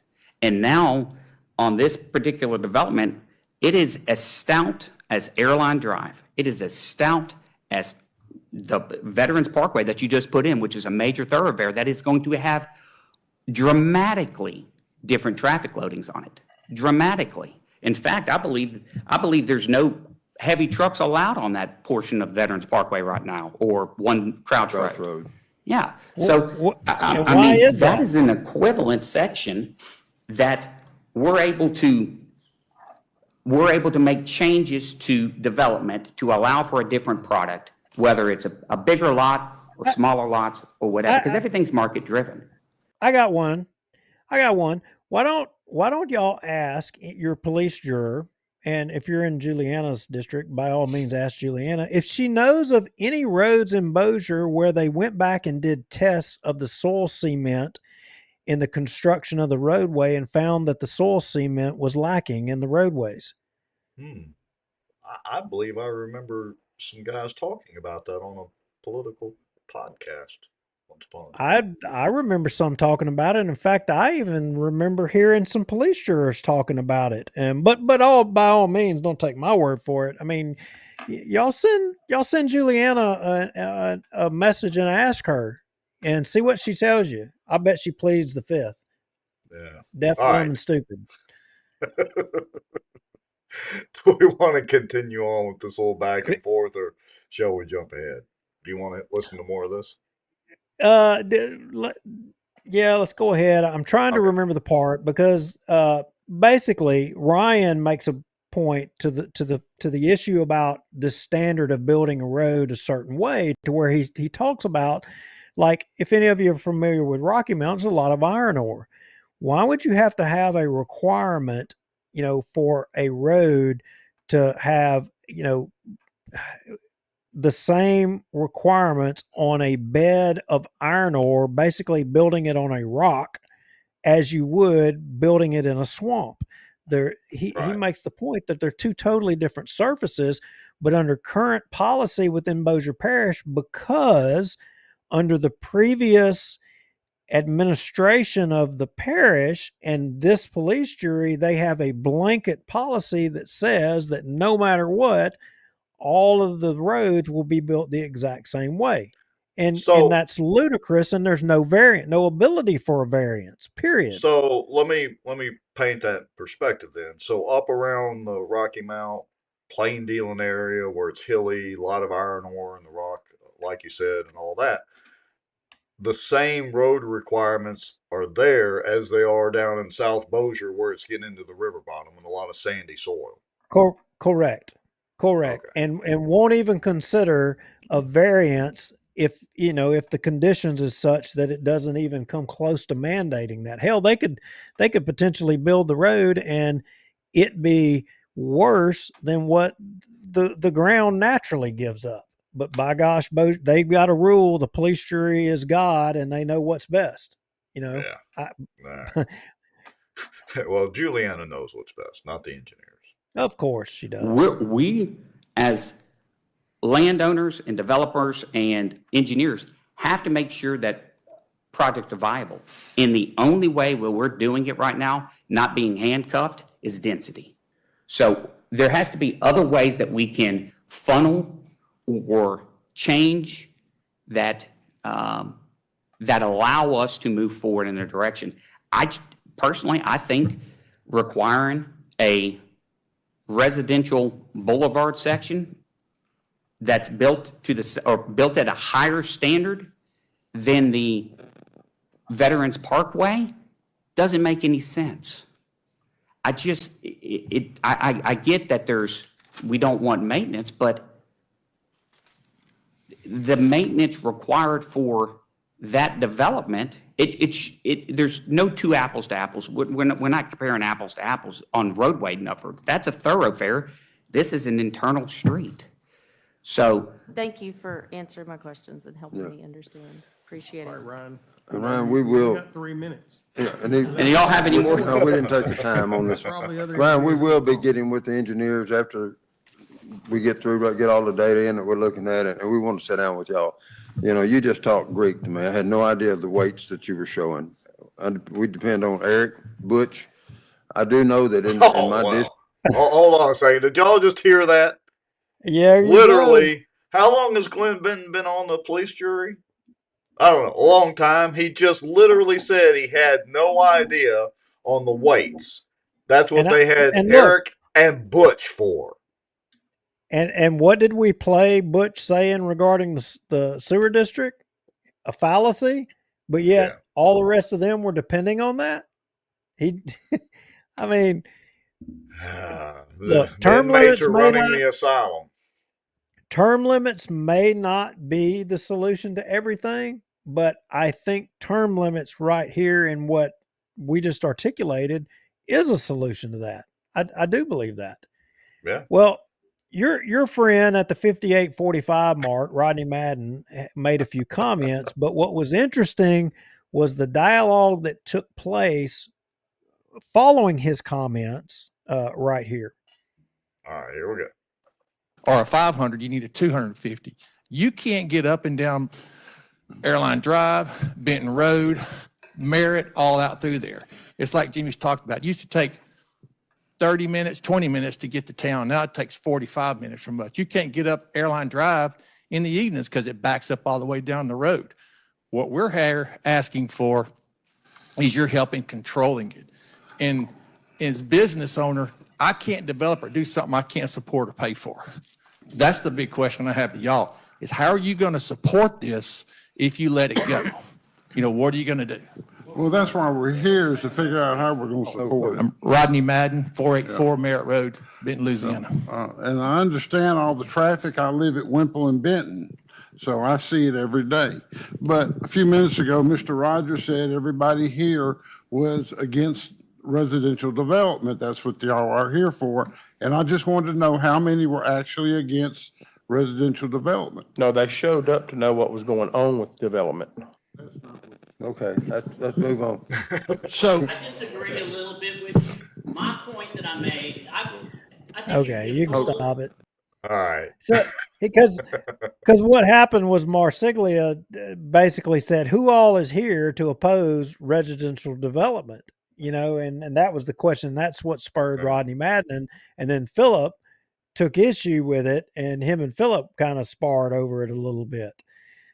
Yeah, I'd have to go back and look through the comments to see what Philip actually said. So this next part is Greg Williams. He's another builder developer. You know, pretty good guy. I know Greg, and he's got a pretty big project happening between on some of that old Machota property between Benton and Airline. Listen to what he has to say here. Yeah, and I'd like to say, hey, we're at nearly 2 hours and still have well north of 100 people listening in on this. So we appreciate all of y'all watching and going through this this police jury meeting with us. Here we go. The ordinance. Say it louder, Greg. We didn't hear you. And your address. Shoot, I don't even know The where I live. people on Facebook don't know who you are. Greg Williams, 307 Grist Mill, Benton. The thing that bothers me so much is you saw on what Ryan put up there on the sizes, the economics don't work the same. But if you've got an ordinance that we can't get around that I know Eric would have worked with us if he could, but I'm just talking about in the park, I'm the developer of the park. We've got a entrance coming in that's 5 times what what you've got here, 5 times. So if we had some variance on getting some waivers on that you get the product you need, it's based on geotech. It's the soil type. So in the hills of Rocky Mount, it may be a lot of iron ore. They may not have as much. So I'm saying when you get one ordinance that's a blanket for the entire parish, it puts a cost problem on a guy trying to develop. I'm all for it, just for the record, I'm all for better streets, because I know that concrete streets are what we're going to have because of the burden on the police jury. Because, you know, as a developer, 2 years from now, 3 years from now, I'm a taxpayer, and I don't want that burden on me. But if we could come to some type of ability so that Eric could work with us and not be bound by an ordinance, that we could get the concrete streets with the proper geotech on it, then I think we can get somewhere and meet some need. And I don't know what size. My concern is if you get too big a lot, is that you'll price out the. Yeah, he starts going down the road and of you're pricing out people, and you know, Philip Rogers makes the statement that, you know, look, I want to take care of the people that are here, but what Philip, I would contend, doesn't understand is that all the people here have kids, and probably we would like to see their kids be able to afford to start out and to stay here. But if we make it to where they can't afford to stay here or be here, where are they going to go? They're going to go somewhere where they can find affordable housing, which may not even be in Bossier. It may be out of state. I think that's where Greg Williams is going, and Glenn Barnhill solidifies that point right here in the next comment. All right, here we go. Glenn Barnhill, 568 Pine Cove Road, Elm Grove, Louisiana, 71051. Just a couple of points I want to clear up. Pull that mic down a little bit, Glenn. There you go. There you go. We know that y'all's budget is tax-based driven from a sales tax standpoint. When you go and change these lot sizes, you increase that. If you add an impact fee on a lot, you increase the cost of that lot. We are driven by middle-class people here. 80% of Bossier Parish is middle class. And when you start increasing the cost of these houses to middle class, most of these people, you will kick them out of being able to have an American dream of owning a home. And you also kick out that sales tax that those people are going to come in here and spend, which is going to reduce the budget that you get. So we got to look at everything from a standpoint of people here. There's only 2.81 months inventory of middle-class homes right now. That's in the 200 to 300,000 range. And that's typical middle class. 5% of the market is 450,000 and up.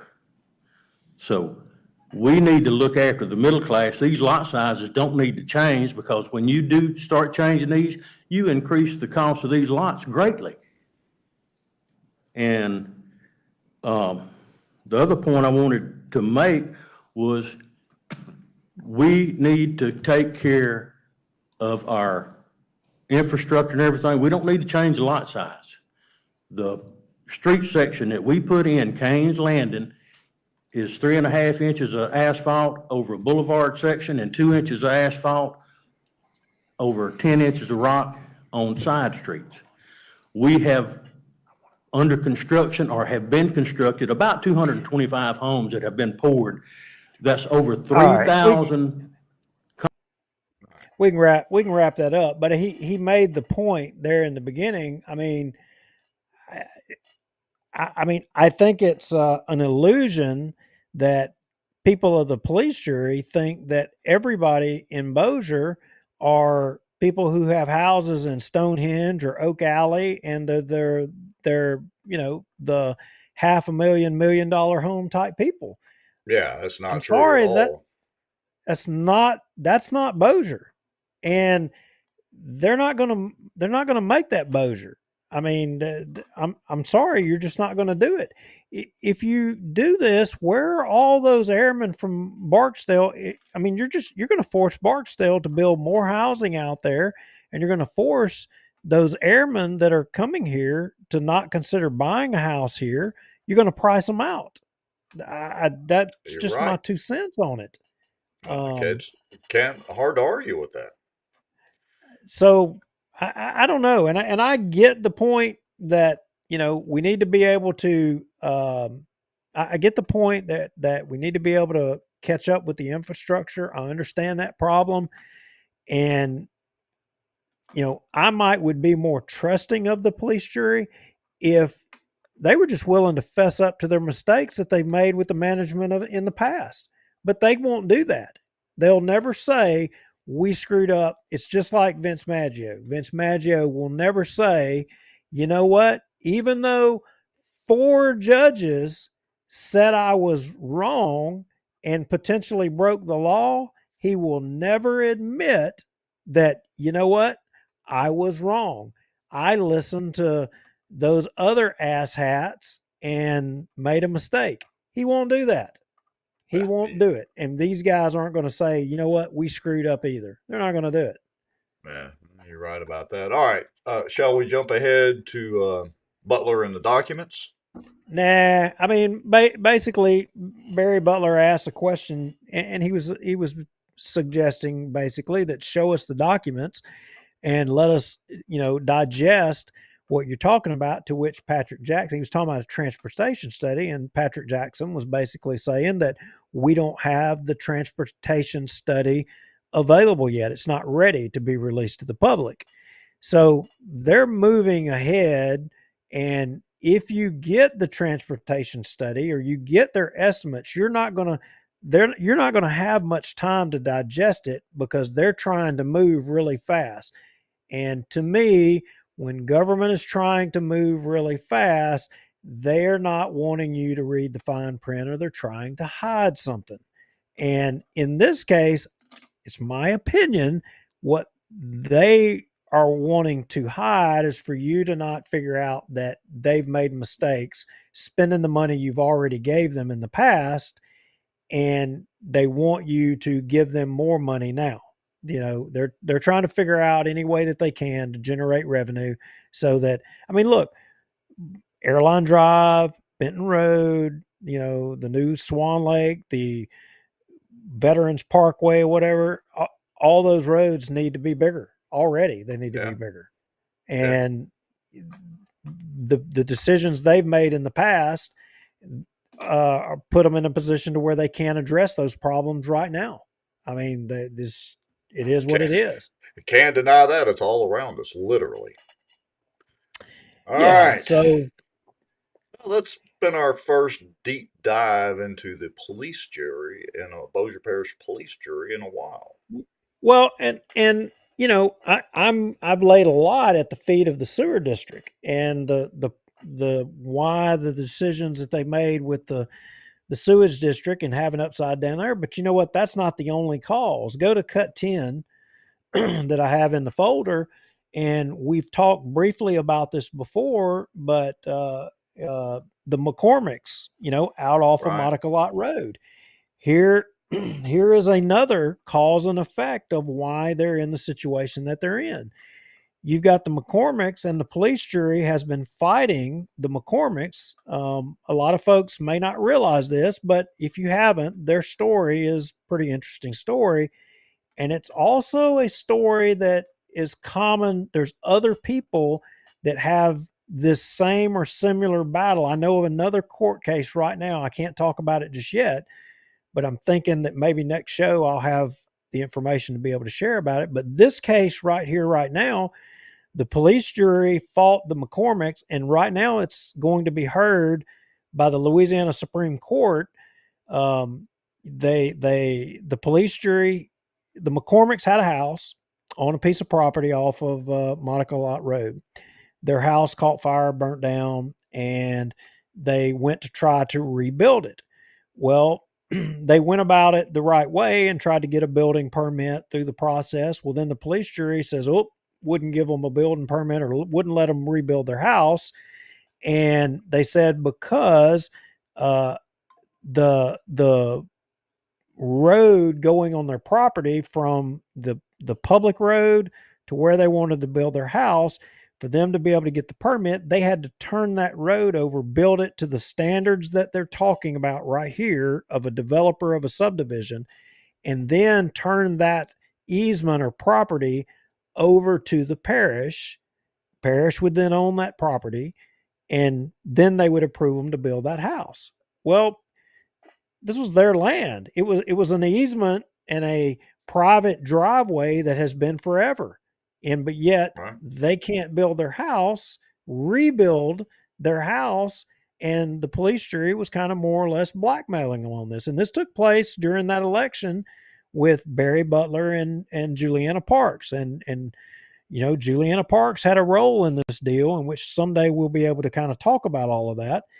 But the district court ended up ruling against Kim and them, and then they appealed it to the Second Circuit. The Second Circuit overturned the district court and ruled in favor of the McCormicks, and the parish is still fighting it, taking it all the way to the Louisiana Supreme Court. And I would tell you, the parish is probably, I bet they're $100,000 into fighting this case just against easily. the McCormicks. Right. Yeah. And it's ridiculous. Go to page 12 of the PDF in this document. And one of the issues is in the law, like, there's a prescription. The contention was that the parish was saying that when they filed to divide the property or whatever, that the prescription begins whenever the parish chooses to investigate, per se. Well, because they had filed a plat and they had filed the paperwork in the courthouse. Now, it wasn't properly filed, that's admitted, but the parish said, well, simply because you filed it at the courthouse doesn't make it when the prescription runs out. It's when we suddenly decide to take action on it. And the Second Circuit ruled in favor of the McCormicks to say, no, the prescription begins when they file it in the official record, because, anything filed up there in the clerk of court's office, that's part of the public record. Yeah. Well, I'd like to remind everybody too, we've got their video, I know on our YouTube channel for Bossier Watch. The title of the video is How a Local Government Tries to Extort $250,000 and their property. If y'all want to go listen, it's only about a minute and a half long. Absolutely go listen to the McCormicks tell their own story. Yeah, and on page 14 of this document here, in the third to last sentence, the Second Circuit described the police jury's action as unconstitutional taking of the McCormick's property. That was their terms in there. Wow. So and I've learned of another case, and I'm trying to glean information about it, where a landowner in Bossier has had a driveway that was built in 1973, and that the parish is actively fighting in court to prevent this landowner from using a road that was a driveway that was originally on the property since 1973. Can you freaking believe that? So, and they have a shortcoming on money for infrastructure, and they're doing stupid stuff like this. I got to tell you, maybe they shouldn't spend so much on lawyers. Yeah, maybe so. So I don't know. That's all I got for now. And look, we've been talking about, focusing our attention on the police jury and less on the city council, and it's kind of getting to that point. The city council elections are coming up, pretty soon. Arguably half of the good old boys rats are jumping ship. So that's definitely going to change things, and everybody that watches and comments and calls their city councilman and all I that have signed the petition and been a big no. part. I gotta argue with you. I gotta argue with Oh, you here. I made a mistake. You're calling them rats. No, I disagree with that. Okay. I disagree with that because it's our fault that we enable Jailbirds. people. It's our fault that we enable our local government to continue to do what they're doing. Oh, It's, yeah, good point. I mean, it's humanity that people are going to just stay and stay and stay and not change, and we're guilty of that because we're refusing to change. It's what I see in this Maggio race. People are not wanting to change. They're wanting to enable the past to still hold on. They want to continue the same old ways. They don't want to look at the reasoning. There's a lot of people that are ready. They see it. It's clear as day to them. They see what action has been taken, but there's a lot of people that don't want to change. They're resistant to change. They want it to stay the same, but that's only because it ain't showed up on their front doorstep. Put McCormick behind their name and it shows up on their front doorstep, then they'll be howling. They'll be howling. Oh, yeah. Well, somebody made the comment on Facebook the other day. I forget the whole context of it, but basically, y'all just have an agenda. Yes, we absolutely have an agenda. The agenda is to do what we've been doing for 50 plus shows now over the course of 4 to 5 years. And that's showing the behind the scenes, going in depth into some of these things that go on in politics around here. But our agenda is also to enact term limits and to help get people in office who fully support term limits and aren't a Judas Jeter, Benedict Arnold type person, and who aren't fighting term limits tooth and nail like Darby, Mr. Immigrant Darby, or people who don't, elect the mayor in their freezer, Mr. Maggio. And to segue off this and to wrap this up with a bow, and you can be getting cut 3 ready, but if you think, don't pull up cut 3 yet. Let me get this thought out here. People in government in Bossier City, the people who have been in there for 20 to 30 years, and the people on the police jury. In fact, I heard it today. Somebody at the police jury or on that video, they were talking about how that people want to come to Bossier. The reason we're having this problem is because everybody wants to come here because it's so great. It's so great.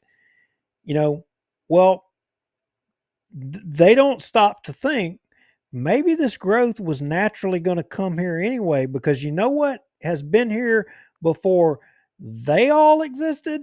Barksdale Air Force Base. Barksdale Air Force Base has brought so many people here, and maybe the expansion is here in spite of these people in government. What could we have done if some of these bad apples that have been hamstringing our local government weren't in local government? That's what I would argue.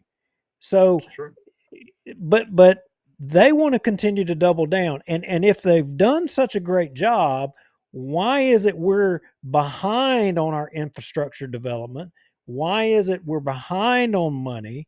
Why is it, that we have problems? Why is it that Bossier City has the highest debt per capita of any city?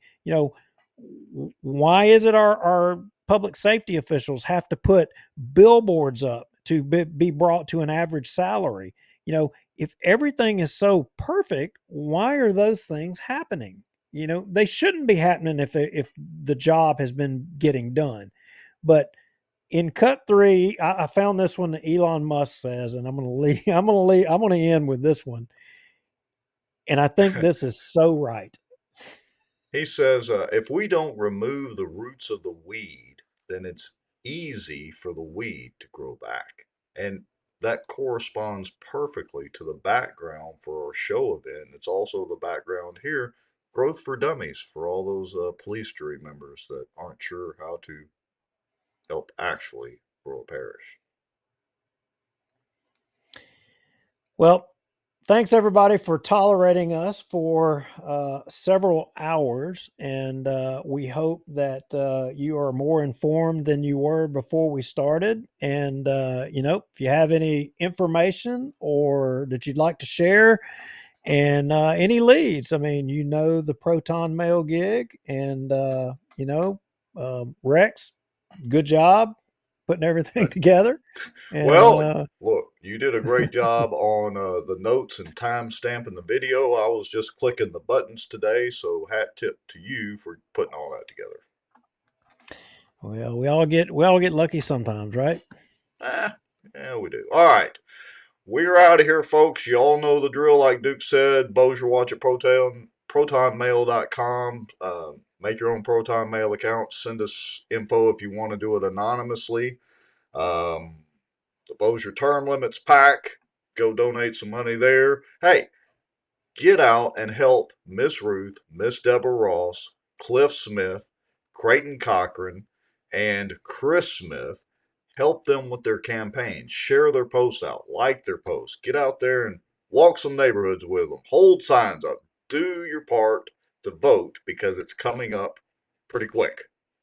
And by all means, Vince Maggio and his supporters, they need help, because I saw blades of grass down Benton Road that didn't have a Vince Maggio sign obscuring the sunlight to it. So they really need y'all's help. I mean, yeah, he's got to kill more grass. They're not killing enough down there. So maybe you can put signs up around the monument. he should put a Vince Maggio flag on top of the Walter O. Bigby Monument, the Tower of Tax Dollars. But did you know, Rex, according to the Maggio camp, that was all paid for with donated money? Did you know that? Wait, what? That's what I'm hearing. I'm being told that his people are putting out there saying that was all donated money. I mean, I rightly remember there were votes at the Bossier City Council, but they're telling people that was donated money, that it's not true, that it costs the taxpayers money. Idiots. Pure idiots. But that's for a whole other show. All right. Mr. Lowry, it has been fun again. I am about to hit the finish button, and we will see everybody next week.